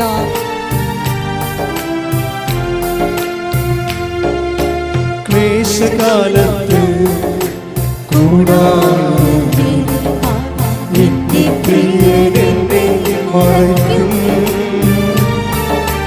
അല്പകാലം കഴിഞ്ഞ് ഉയർന്നതാം താരമേ എന്നെ കയറ്റി നിൽക്കും. അല്പകാലം കഴിഞ്ഞ് ഉയർന്നതാം താരമേ എന്നെ കയറ്റി നിൽക്കും. ക്ലേശകാലത്ത് കൂടാരം എന്നെ പ്രിയനെന്നെ മറയ്ക്കും. അല്പകാലം കഴിഞ്ഞ് ഉയർന്നതാം താരമേ എന്നെ കയറ്റി നിൽക്കും. അല്പകാലം കഴിഞ്ഞ് ഉയർന്നതാം താരമേ എന്നെ കയറ്റി നിൽക്കും. നമ്മുടെ പിതാവായ എബ്രാഹാം, പിതാവായ യാക്കോബ് ഒരിക്കൽ തകർന്നു പോയപ്പോൾ, തൻ്റെ എളി ഒടിഞ്ഞപ്പോൾ അപ്പായെ കെട്ടിപ്പിടിച്ചോട്ട് പറഞ്ഞൊരു വാക്കുണ്ട്. അപ്പാ, ഞാൻ അറിയാൻ പാടില്ലാതെയാണ് ഈ രാത്രി മുഴുവനും ബൾബൾപ്പെടുത്തി നടത്തിയത്. ഇപ്പോഴെനിക്ക് മനസ്സിലായി. എനിക്കൊന്നേ പറയാനുള്ളൂ, എന്നെ അനുഗ്രഹിക്കാതെ നിന്നെ ഞാൻ വിടത്തില്ലെന്ന്. അവസാനത്തെ കുഞ്ഞിനെ വരെ അനുഗ്രഹിച്ചതിന് ശേഷമാണ് വാഗ്ദാന പേടകം രൂപമേക്കേറ്റ് സ്വർഗത്തിലെ സംപൂജ്യമായ സ്ഥാനത്ത് വിരാജിക്കണത്. ഇത് ബൈബിൾ ചെയ്യുക ടുണ്ണ് ചെയ്തതാണ്. വെച്ചാൽ നമുക്ക് ബൈബിൾ പറയാതെ പറയുന്ന വാക്കെന്താണ്? കണ്ണീരെല്ലാം തുടച്ചു നീക്കി, ഇനി മരണമില്ലെന്ന്. അത് പറയണ വാക്കിന് ആരംഭിക്കണ എവിടെയാണ്? അവസാനത്തെ കുഞ്ഞ് കടന്നു പോകുന്നവരെ വാഗ്ദാന പേടകവും പുരോഹിതന്മാരും ജോർദാനിൽ നിന്ന്, ജോർദാൻ കണ്ണീരിൻ്റെ ഒരു നദിയാണ്. ഈ കണ്ണുനീര്, എൻ്റെ ദൈവപൈതലേ, നിനക്ക് കണ്ണീരുണ്ടെങ്കിൽ നിന്റെ മുമ്പിലും പിമ്പിലും കർത്താവിന്റെ സാന്നിധ്യമുണ്ട്. കൈയടിച്ച് സ്തുതിക്കട്ടെ.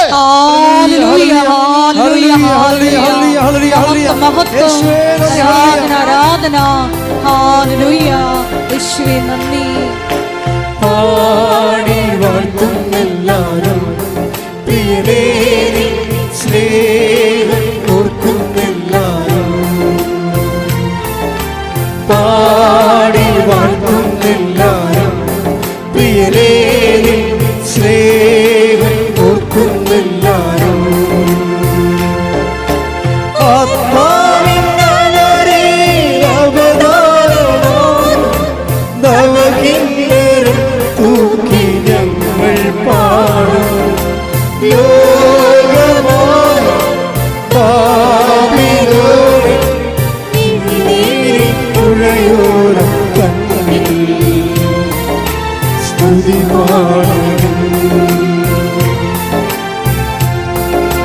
പാടി വാഴ്ത്തുന്നെല്ലാരും പ്രിയനേ സ്നേഹം ഓർക്കുന്നെല്ലാരും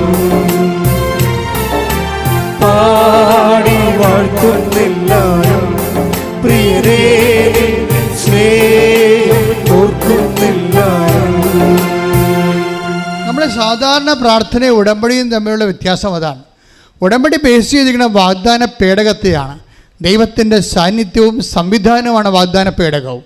അതിൻ്റെ ലക്ഷ്യമെന്ന് പറയണത് ഏത് ജാതിയായാലും ഏത് മതമായാലും അവസാനത്തെ കുഞ്ഞ് രക്ഷപ്പെടുന്നവരെ നിൻ്റെ പിറകിലെ സാന്നിധ്യമായി.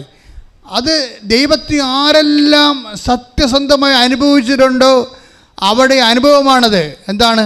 അവസാനത്തെ നമ്മുടെ പിന്നിൽ നമുക്ക് ആശ്രയമില്ലാത്ത സ്ഥലമാണ്, അവലംബമില്ലാത്ത സ്ഥലമാണ്, നമുക്ക് പിന്തുണയില്ലാത്ത സ്ഥലമാണ്. നമ്മുടെ പിന്നെങ്കിൽ അവിടെ നിനക്ക് വേണ്ടി സന്ധിക്കാൻ നിൽക്കണം നിന്റെ ദൈവമാണ്. ശ്രദ്ധിക്കട്ടെ. ഹല്ലേലൂയ ഹല്ലേലൂയ ഹല്ലേലൂയ ഹല്ലേലൂയ. ആരാധന, മഹത്വം മഹത്വം. പാടി വാഴ്ത്തുന്നെല്ലാരും പ്രിയനേ സ്നേഹം ഓർക്കുന്നെല്ലാരും പാടി വാഴ്ത്തുന്നെല്ലാരും പ്രിയനേ സ്നേഹം ഓർക്കുന്നെല്ലാരും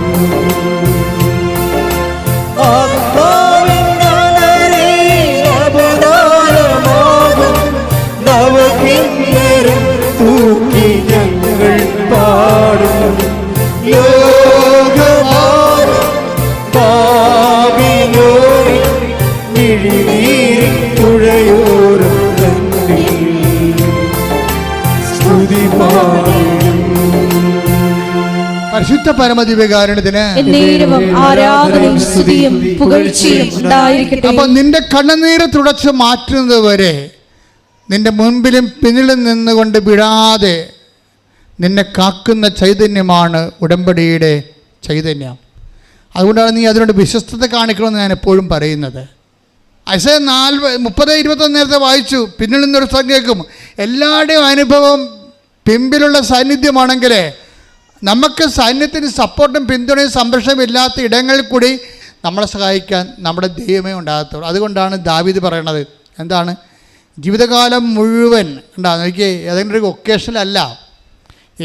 ഒരു ഒക്കേഷനിലല്ല നിനക്ക് കണ്ണീരുണ്ടായി, നീ ദൈവത്തെ ഇട്ടച്ചും പോകും. കുറച്ച് നിന്റെ കണ്ണീര് തീരുമ്പോൾ നിന്റെ ജോലി കിട്ടിക്കഴിയുമ്പോൾ നീ ദൈവത്തെ ഇട്ടച്ചും പോകും.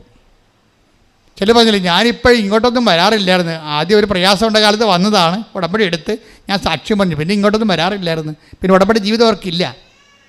നിങ്ങൾക്ക് ഉടമ്പടി കാലത്ത് നിൻ്റെ സാക്ഷ്യം പറഞ്ഞാൽ പിന്നെ ഉടമ്പടി ജീവിതം ഉണ്ടാകത്തില്ലെന്ന് ദൈവത്തിനറിയാം. അതാണ് ഇവിടുത്തെ പ്രശ്നം മുഴുവനും. എൻ്റെ ശരിക്കും പറഞ്ഞാൽ ആ കാര്യം കാണുന്നൊരു കാലഘട്ടത്തിൽ മാത്രമാണ് ദൈവത്തോട് നിനക്ക് ബന്ധമെന്നുള്ളതും ദൈവത്തിനറിയാം. ദൈവത്തിൻ്റെ ഈ ധാരണ നീ തിരുത്തേണ്ടി വരും. കാര്യം ദൈവത്തിൻ്റെ സ്വഭാവം നമ്മൾ ഒക്കേഷനല്ല. ഒരു ജോലി ഇല്ലാത്ത കാലത്ത് ജോലിക്ക് വേണ്ടി ഉടമ്പടി എടുത്തു, രോഗമുള്ള കാലത്ത് രോഗം മാറുമുള്ള ഒരു സംവിധാനം ഉണ്ടാക്കി. ഒരു ഇൻറ്റേറിയം അറേഞ്ച്മെൻ്റ് അല്ല ദൈവത്തിന് നിങ്ങളുമായിട്ടുള്ള റിലേഷൻസ്. അതുകൊണ്ടാണ് ദാവീദ് പറയണത് ജീവിതകാലം മുഴുവൻ. പറഞ്ഞേ, 23 സങ്കീർത്തനം 6-ാം തിരുവചനം. അവിടുത്തെ നന്മയും കരുണയും പറഞ്ഞേ, അവിടുത്തെ നന്മയും കരുണയും ജീവിതകാലം മുഴുവൻ എന്നെ അനുഗമിക്കും. കർത്താവിന്റെ ആലയത്തിൽ ഞാൻ എന്നേക്കും വസിക്കും. Praise the Lord. അതായത് കർത്താവിൻ്റെ ഇടയനാണെന്ന് പറയുമ്പോഴേ അതിന് തുടക്കത്തിൽ എന്താ പറയണത്? കർത്താവിൻ്റെ ഇടയനാണെങ്കിൽ അതല്ല പ്രശ്നം. എന്ന് വെച്ച് കഴിഞ്ഞാൽ കർത്താവ് അത് തിരുത്തണുണ്ട്. കർത്താവിൻ്റെ ഇടയനാണെന്ന് പറയുമ്പോൾ ഞാൻ എൻ്റെ ആടുകൾക്ക് മുമ്പേ നടത്തും, അല്ലേ? 10:4 യോഹന്നാൻ. തനിക്കുള്ളതിനെയെല്ലാം പുറത്തിറക്കിയിട്ട് അവൻ അവയ്ക്ക് മുമ്പേ നടക്കുന്നു. അപ്പം അവിടെ ഉടമ്പടിയുടെ ഒരു ചൈതന്യം എന്ന് പറയണത് മുമ്പിലും പുറകിലും എല്ലാ സ്ഥലങ്ങളും നമ്മൾ സന്ധിക്കണം ദൈവം. എന്താണ് ഉടമ്പടി എന്ന് പറയാൻ കാരണം വെച്ച് കഴിഞ്ഞാൽ ആ ബാക്കിലൂടെ വരുന്ന 2 കക്ഷികളുണ്ട്. എന്താണ്? ഇപ്പം ഇടയൻ, കർത്താവിൻ്റെ ഇടയനാണെന്ന് പറയുമ്പോൾ തന്നെ നമുക്കറിയാം നമ്മുടെ മുന്നിൽ നിന്ന് നയിക്കാൻ കർത്താവുണ്ട്. പിന്നെ എന്താണ്? പിന്നെ പിന്നിൽ നിൽക്കുന്ന ആരാണ്? ജീവിതകാലം മുഴുവൻ നമ്മുടെ പിന്നിൽ നിൽക്കുന്ന ആരാണ്? നന്മയും കാരുണ്യവും. നന്മ മീൻസ് ബ്ലെസ്സിങ്സാണ്, ഫിസിക്കൽ ഫേവേഴ്സ്. നിങ്ങളുടെ ജോലി, വീട്, വിവാഹം, വഴി, വെളിച്ചം, നിങ്ങളുടെ PR, പ്രൊമോഷൻ, എല്ലാ സാധനവും. അതാണ് ജീവിതകാലം മുഴുവൻ നന്മയും. പിന്നെ എന്താണുള്ളത്? കാരുണ്യം. ദാറ്റ് ഈസ് കാരുണ്യം മീൻസ് നോട്ട് ബൈ മെറ്റർ വർക്ക് ചെയ്യണതാണ്. കൃപ. ഇപ്പം ഐസയ, അതായത് Ephesians 2:8 എന്താ പറയണത്? Ephesians 2:8 എന്താണ്? വിശ്വാസം വഴി കൃപയാലാണ് നമ്മൾ രക്ഷിക്കപ്പെടുന്നത്. അപ്പോൾ രക്ഷയായിട്ട്, അപ്പോൾ അവിടുത്തെ കരുണ എന്ന് വെച്ചാൽ കൃപ തന്നെയാണ് കരുണ. അപ്പം നമ്മുടെ പിന്നിൽ വരണ എന്താണ്? ഒന്ന് ഫിസിക്കൽ ഫേവേഴ്സ് ആയിട്ടുള്ള അനുഗ്രഹങ്ങൾ. പിന്നെ എന്താ പറയണത്? നമ്മുടെ യോഗ്യതയ്ക്ക് പറ്റാത്ത കാര്യം, നോട്ട് ബൈ മെറിറ്റാണ് കരുണ. കരുണ എന്ന് പറയുമ്പോൾ എപ്പോഴും നമുക്ക് റൈറ്റ് ഇല്ല, അതിനെ നമുക്ക് യോഗ്യതയില്ല. നമുക്കൊരു വിഷയം ഉണ്ടാകണ എന്തുകൊണ്ടാണ്? നമുക്കതിന് യോഗ്യതയില്ലാത്തത് കൊണ്ടാണ്. അപ്പോൾ യോഗ്യതയില്ലാത്തത് എങ്ങനെ കർത്താവ് അഡ്രസ്സ് ചെയ്യണത്? കൃപ കൊണ്ട് അഡ്രസ്സ് ചെയ്യണത്, പവർ ഓഫ് ഗോഡ് കൊണ്ടാണ്. അപ്പോൾ ഈ ഇടയനാണെന്ന് പറയുമ്പോൾ പിന്നിൽ നിന്ന് വരണത് ഒരേ സമയം തന്നെ കൃപയും അനുഗ്രഹവുമാണ്. ദൈവത്തിൽ നമുക്ക് ലഭിക്കണ എന്തൊക്കെയാണ്? ദൈവത്തിൽ നമുക്ക് ലഭിക്കണ എന്തൊക്കെയാണ്? കൃപയും. That is power of God. അത് നിത്യത വരെ പോണതാണ്. ഈ അനുഗ്രഹങ്ങളെല്ലാം സിമിത്തേരി വരെ ഉണ്ടാകത്തുള്ളല്ലോ. നമ്മൾ എന്ത് പ്രൊമോഷൻ കിട്ടിയെന്ന് പറഞ്ഞാലും, എന്ത് ലോട്ടറി അടിച്ചെന്ന് പറഞ്ഞാലും സിമിത്തേരി കൊണ്ട് സംഭവം തരുമോ? ആ ബ്ലെസ്സിങ്സിൻ്റെ ഒരു കുഴപ്പം ഇത് അപ് ടു ദി സിമിറ്ററി വരെ ഉള്ളൂ. നിത്യത വരെ വരണത് കരുണയാണ്. അപ്പോൾ നിൻ്റെ ജീവിതകാലം മുഴുവൻ നീ ഫുൾ ടൈം നീ ഈ വയറ്റിപ്പഴപ്പം മാത്രം ഇരുന്ന സിമിത്തേരി വരെയൊക്കെ ഉള്ള പരിപാടിയേ ഉള്ളൂ. അപ്പോൾ കർത്താവ് പറയും, അവൾക്ക് ആലപ്പുഴ വരെ പോയാൽ മതി, അമേരിക്ക പോകേണ്ട കാര്യമില്ലെന്ന് പറയും. അപ്പം പിന്നെ നിങ്ങൾ അങ്ങനെ കർത്താവ് പരിഗണിച്ചാൽ മതി. യാത്രക്കാരിയെ എങ്ങനെ പരിഗണിക്കണമെന്ന് ദൈവത്തിന് അറിയണത്. അവർ ഊന്നൽ കൊടുക്കുന്നത് കൃപയ്ക്കാണോ അനുഗ്രഹത്തിനാണോ എന്ന അടിസ്ഥാനത്തിലാണ്. അതുകൊണ്ട് ആദ്യമേ തന്നെ കൃപയിലേക്ക് നമ്മുടെ ഫോർമാറ്റ് ചേഞ്ച് ചെയ്താൽ സംഗതി എളുപ്പമാകും. കാര്യം ക്രിസ്തു ക്രൂശിക്കപ്പെട്ടത് നമുക്ക് കൃപയുണ്ടാകാനും അത് സമൃദ്ധമായി ഉണ്ടാകുവാനാണ്. കൃപയുണ്ടാകാൻ മാത്രമല്ല, അത് ബേസിക് ഗ്രേസാണ്. സമൃദ്ധമായി ഉണ്ടാകണമെങ്കിൽ ഗ്രേസ്, അപ്പോഴും ഗ്രേസ് ഉണ്ടാകണം. അവരുടെ നാമത്തിൽ വിശ്വസിക്കുന്നവർക്കെല്ലാം കൃപയ്ക്ക് മേൽ കൃപയും. അപ്പോൾ ആ യോഹന്നാൻ 1:16 അതുപോലെ തന്നെ യോഹന്നാൻ 10:10 കൂട്ടി വായിക്കേണ്ടതാണ്. എന്നാൽ അവൻ്റെ നാമത്തിൽ അവൻ്റെ നാമത്തിൽ വിശ്വസിക്കുന്നവർക്കെല്ലാം കൃപയ്ക്ക് മേൽ കൃപ ലഭിച്ചിരിക്കുന്നു. അപ്പൊ കൃപയും ഉണ്ട്, ബേസിക് ഗ്രേസ് ഉണ്ട്, പിന്നെ എന്താണ്? മേൽകൃപയുണ്ട്. ഈ മേൽകൃപയാണ് ഉടമ്പടി അന്വേഷിക്കുന്നത്. മേൽകൃപ അക്വയർഡ് ഗ്രേസ് ആണ്, ബേസിക് ഫണ്ടമെൻ്റൽ ഗ്രേസ് അല്ല. അത് നമുക്ക് കൂദാശയിലൂടെ നമുക്ക് ലഭിക്കുന്നതാണ്. ഈ കൂദാശയിലൂടെ ലഭിക്കുന്നത് അതിൽ നിലനിൽക്കണമെന്നുണ്ടെങ്കിൽ അക്വയർഡ് ഗ്രേസ്, ആർജിത കൃപ വേണം. ആർജിത കൃപയാണ് ബൈബിൾ ഉന്നം വെക്കണത്. ആ ആർജിത കൃപയാണ് ബൈബിൾ ഉന്നം വെക്കണതെന്ന് ഉദ്ദേശിച്ചുകൊണ്ടാണ് കർത്താവ് പറയണത്. എന്താ പറയണത്? അവൻ്റെ നാമത്തിൽ വിശ്വസിക്കുന്നവർക്ക് അല്ല, ഞാൻ വന്നിരിക്കുന്നത് എന്ന് പറഞ്ഞ്, ഞാൻ വന്നിരിക്കുന്നത് അവർക്ക് ജീവൻ ഉണ്ടാകുവാനും അത് സമൃദ്ധമായി ഉണ്ടാകുവാനും. അപ്പൊ സമൃദ്ധമായ ഒരു കൃപയെക്കുറിച്ച് ഈശോ സ്വപ്നം കാണുന്നുണ്ട്. ഒരു കേവല കൃപയും ഉണ്ട്. ഈ കേവല കൃപയും മീഡിയം കൃപയും സമൃദ്ധമായ കൃപയും എന്തിനാണെന്ന് ചോദിച്ചു കഴിഞ്ഞാൽ, നമ്മുടെ നിത്യതയിൽ ഈ ഗ്രഡേഷൻസ് വരുന്നുണ്ട്. ചില പുനരുദ്ധാനം ചെയ്ത ആത്മാക്കൾ, ചിലർ സൂര്യനെ പോലെ ഇരിക്കും, സമൃദ്ധമായ കൃപയാണ്. ചില ചന്ദ്രനെ പോലെ ഇരിക്കും, ചിലത് നക്ഷത്രങ്ങളെ പോലെ ഇരിക്കട്ടെ. ഒന്ന് 15:41. സൂര്യന്റെ തേജസ് ഒന്ന്, പറഞ്ഞേ, സൂര്യന്റെ തേജസ് ഒന്ന്, സൂര്യന്റെ തേജസ് ഒന്ന്, ചന്ദ്രന്റേത് മറ്റൊന്ന്, ചന്ദ്രന്റേത് മറ്റൊന്ന്, നക്ഷത്രങ്ങളുടേത് വേറൊന്ന്, നക്ഷത്രങ്ങൾ തമ്മിലും തേജസ്സിന് വ്യത്യാസമുണ്ട്. ഇപ്രകാരം തന്നെയാണ് മരിച്ചവരുടെ പുനരുദ്ധാനവും.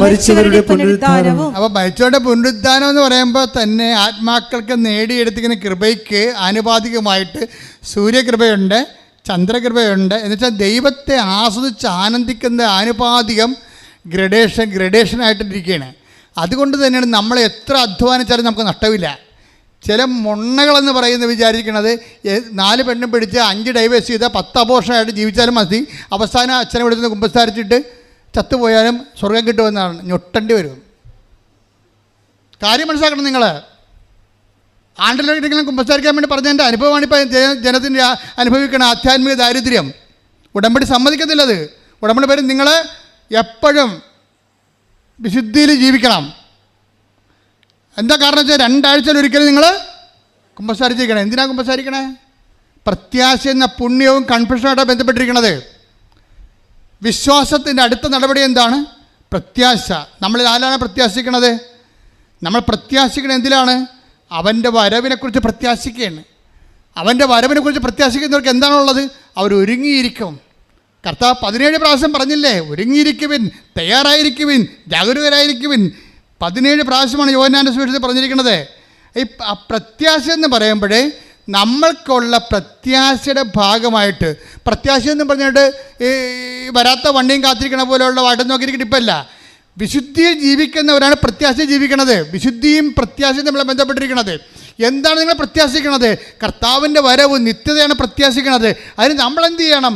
നമ്മൾ വിശുദ്ധരായി എൻ്റെ മുമ്പിൽ കവനൻ്റെ ഉടമ്പടി എടുക്കുന്നവരെ നിങ്ങൾ എൻ്റെ മുമ്പിൽ വ്യാപരിക്കണം. പിന്നെ കുറ്റമറ്റവരായിരിക്കണം. കുറ്റമറ്റവരായിരുന്നാൽ മാത്രം പോരാ.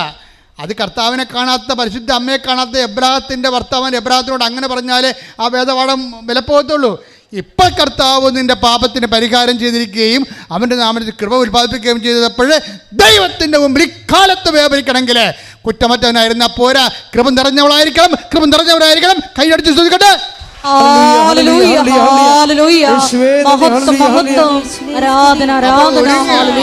ഒരുങ്ങിയിരിക്കുക എന്ന് വെച്ചാൽ ഇക്കാലങ്ങളുടെ അർത്ഥം കൃപ നിറഞ്ഞ് ഇരിക്കുക എന്നതിൻ്റെ അർത്ഥം മനസ്സിലായില്ലേ? പ്രത്യാശ എന്ന് പറഞ്ഞത് കൃപ നിറഞ്ഞുകൊണ്ടിരിക്കുന്ന അവസ്ഥകളാണ് ഉള്ള ആൾക്കാർക്ക് മാത്രമേ പ്രത്യാശ ഉണ്ടെന്ന് പറയാൻ പറ്റത്തുള്ളൂ. പഴയ കുറ്റമറ്റവനായിരിക്കുന്നതിൻ്റെ സ്ഥാനത്താണ് ഇന്ന് കൃപ സ്ഥാനം പിടിച്ചിരിക്കുന്നത്. ആ കൃപയുടെ വസ്ത്രം, കല്യാണ വസ്ത്രം അണിഞ്ഞിട്ടാണ് നമ്മൾ ഹെവൻലി ബാങ്കറ്റിലേക്ക് പ്രവേശിക്കുന്നത്.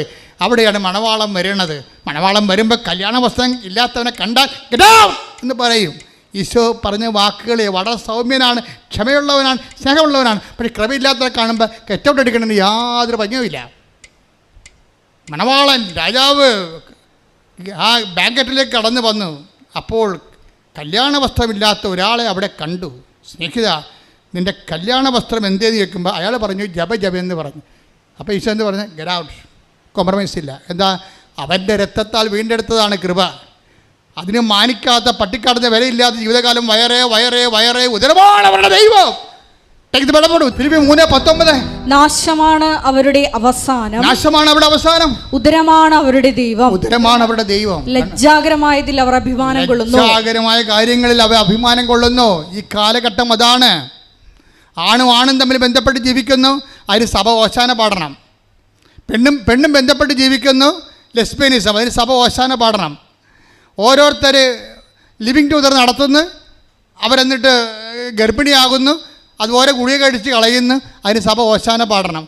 അപ്പോൾ സഭയിൽ ഇങ്ങനെയുള്ള ആൾക്കാരില്ല എന്നുണ്ടെങ്കിൽ, ഇങ്ങനെയുള്ള ആൾക്കാരെ നമ്മൾ അക്സെപ്റ്റ് ചെയ്യുന്നില്ല എന്നുണ്ടെങ്കിൽ സഭ കാര്യമാകും. അതുകൊണ്ട് എന്ത് ചെയ്യും?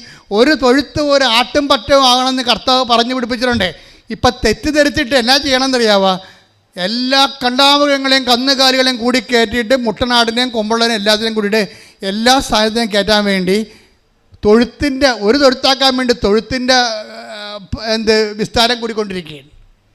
ഇതാണിപ്പോൾ സഭയിൽ സംഭവിക്കുന്നത്.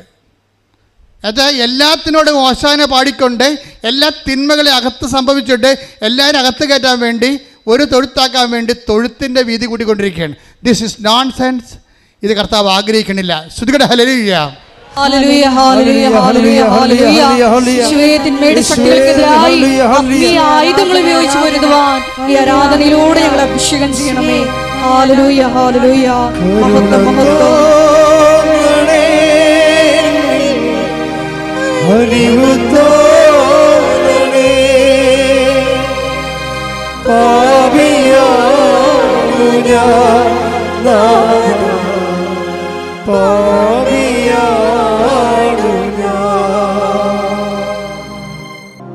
എൻ്റെ മക്കളെ,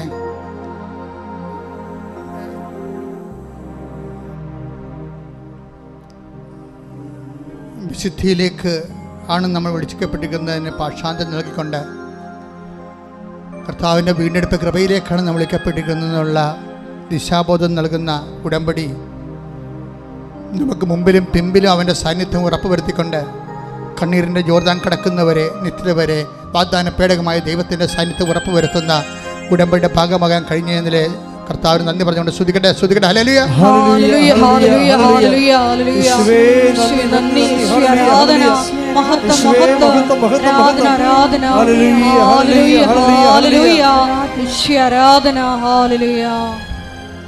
എൻ്റെ മക്കളെ, പ്രിയപ്പെട്ടവരെ, നെഞ്ചിൽ കൈവച്ചുകൊണ്ട്, ഇടത് കൈ നെഞ്ചിൽ വെച്ചുകൊണ്ട് ഹോൾ ബോഡി മുഴുവൻ ശരീരത്തെ നീ കർത്താവിന് സമർപ്പിക്കുക. കർത്താവിന് അനുഗ്രഹത്തിന് പഞ്ഞമില്ല എന്ന് പറയാൻ വേണ്ടിയാണ് രക്ഷിക്കാനാവാത്ത വിധം എൻ്റെ കരം കുറുകിപ്പോയിട്ടില്ല എന്ന് പറയണത്. ആരെയും എപ്പോഴും എവിടെ വെച്ചും കർത്താവേ, നീയാണ് എൻ്റെ കർത്താവ്, നീയാണ് എൻ്റെ ദൈവം എന്ന് പറയുന്ന ഒരു മകൻ്റെയും ഒരു മകളുടെയും കണ്ണുനീര് തുടക്കാതെ ദൈവം നിന്നെ കൈവിടത്തില്ല. ഒരു കൈ നെഞ്ചത്തിലും ഒരു കൈ ശിരസിലും വെച്ചുകൊണ്ട് സന്തോഷത്തോടെയും ദൈവസ്നേഹത്തോടെയും ആദരവോടെയും നമുക്ക് നമ്മെ തന്നെ കർത്താവിനെ ഏൽപ്പിക്കാം. അച്ഛൻ പ്രാർത്ഥിക്കും, മക്കൾ സ്തുതിക്കണം, അഭിഷേകത്തോടെ സ്തുതിക്കണം. കർത്താവേ, നിൻ്റെ നാമത്തിൽ വിശ്വസിക്കാൻ കഴിഞ്ഞത് ഒരു ഭാഗ്യമായി കൃപയായി കരുതുന്നു. കർത്താവേ, നിൻ്റെ നാമത്തിൽ വിശ്വസിക്കാൻ കഴിഞ്ഞത് ഒരു കൃപയായി ഒരു ഭാഗ്യമായി കരുതുന്നു. കർത്താവേ, നിൻ്റെ നാമത്തിൽ ഏറ്റുപറയാൻ കഴിഞ്ഞത് ഒരു കൃപയായി ഒരു ഭാഗ്യമായി കരുതുന്നു. കർത്താവേ, ഓരോ മകനെയും മകളെയും നീ സ്പർശിക്കണം. കർത്താവേ, നിൻ്റെ അണിപ്പെടുത്താർന്ന വലതുകരം അപ്പാ അപ്പാ സ്വർഗീയ പിതാവേ, അങ്ങേ പുത്രനായ യേശു ക്രിസ്തു നാമത്തിൽ അടയാളങ്ങൾ കാണിക്കണമേ. അപ്പാ അപ്പാ സ്വർഗീയ പിതാവേ, അങ്ങേ പുത്രനായ യേശു ക്രിസ്തുവിന്റെ നാമത്തിൽ മാരക രോഗങ്ങള് മരിച്ചു പോകുന്ന ഉറപ്പായിട്ടുള്ളവരെ യേശുക്രിസ്തുവിന്റെ നാമത്തിൽ അടിപ്പിടർ പോലെ വൈദ്യാഘാതം പോലെ ദൈവിക ശക്തി സൗഖ്യമായി മാറട്ടെ. ശ്രുതിക്കട്ടെ.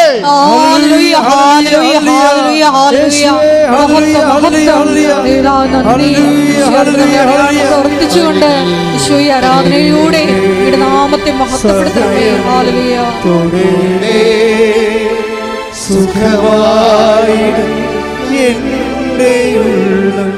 ഒരുമിച്ച് എല്ലാവരും ദൈവസ്നേഹത്തോടെ സദയം തൊടേണേ സുഖമായി എൻ്റെ ഉള്ളം. എൻ്റെ മക്കളെ, കണ്ണിന് കാഴ്ചക്കുറവുള്ളവർ ഒരു കണ്ണിന് പൊത്തുക, രണ്ട് കണ്ണും പൊത്തണ്ട. അതുപോലെ തന്നെ കരളിന് കേടുള്ളവർ നെഞ്ചിൻ്റെ താഴെ കൈവെക്കണം. പ്ലീഹായിക്ക് കുഴപ്പമുള്ളവർ അവിടെ തന്നെ കൈവെക്കണം. കുടലിന് കുഴപ്പമുള്ളവർ ഊടിൻ്റെ താഴെയോ മുകളിലോ കൈവെക്കാം. നടുവലിന് വേദനയുള്ളവർ നടുവിൽ കൈവച്ചാൽ, കിഡ്നി രോഗി അവിടെ തന്നെ കൈവെക്കുക. പിസിഒടിക്കാർ, അർസസ്, അൾസർ എല്ലാവരും അടിവയറ്റ് കൈവെക്കുക. സ്പണ്ടിലോസിസ് അസുഖമുള്ളവർ പിൻകഴുത്തിൽ കൈവെക്കുക. പ്രഷർ കൂടുതലുള്ളവർ ശിരസിൽ കൈവെക്കുക.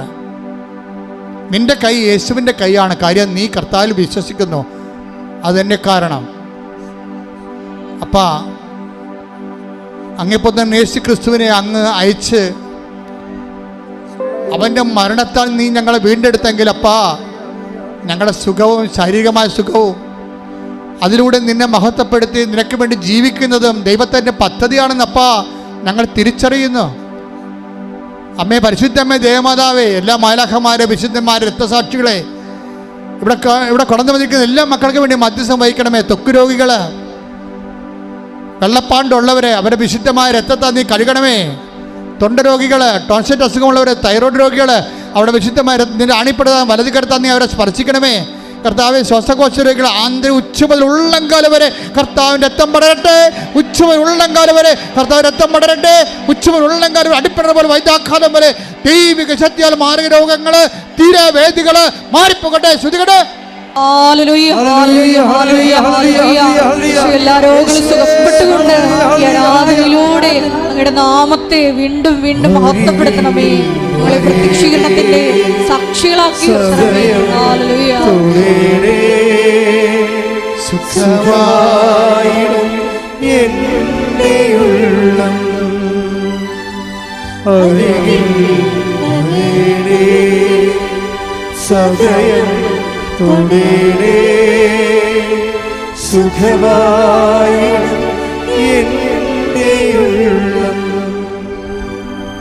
സാമുവേൽ സഭയുടെ സാക്ഷ്യം ഞാൻ തുടങ്ങി വെച്ചായിരുന്നു. അപ്പം അദ്ദേഹം പറഞ്ഞ ഒരു കാര്യം, ഞാൻ എൻ്റെ മകള് മെഡിക്കൽ കൗൺസിലിൻ്റെ പരീക്ഷയ്ക്ക് വേണ്ടി പോയി. അപ്പോഴനേകം മാതാപിതാക്കന്മാർ 3 മണിക്കൂർ മുഴുവനും മെഡിക്കൽ പരീക്ഷയുടെ പുറത്ത് മുട്ടേ നിന്നുകൊണ്ട് പ്രാർത്ഥിക്കുകയായിരുന്നു. അപ്പം ഞാനും അവിടെ എൻ്റെ മകൾക്ക് വേണ്ടി പ്രാർത്ഥിക്കാൻ വേണ്ടി പോയപ്പോൾ ഞാൻ എൻ്റെ മകൾക്ക് വേണ്ടി മാത്രമല്ല പ്രാർത്ഥിച്ചത്. എന്നെപ്പോലെ വേദനിക്കുന്ന അപ്പന്മാരും അമ്മമാരും ഉണ്ട്. അവരുടെ മക്കളെല്ലാം അകത്തിരിപ്പുണ്ട്. അവരെല്ലാവരും നീ ഓർത്ത് പ്രാർത്ഥിക്കണം. എൻ്റെ മകൾ മാത്രം ജയിച്ചാൽ പോരാ, ഈ പരീക്ഷ എഴുതുന്ന എല്ലാ കുഞ്ഞുങ്ങളും ജയിക്കണമെന്ന് പറഞ്ഞു. അതാണ് ഉടമ്പടി മനസ്സെന്ന് പറയണത്. ഉടമ്പടി മനസ്സ് ദൈവതുല്യമായ വ്യക്തികൾ വളരുന്നതിൻ്റെ ലക്ഷണമാണത്. അതുപോലെ നമ്മൾ പ്രാർത്ഥിക്കുമ്പോൾ നിങ്ങളെല്ലാവരെയും ഓർക്കണം.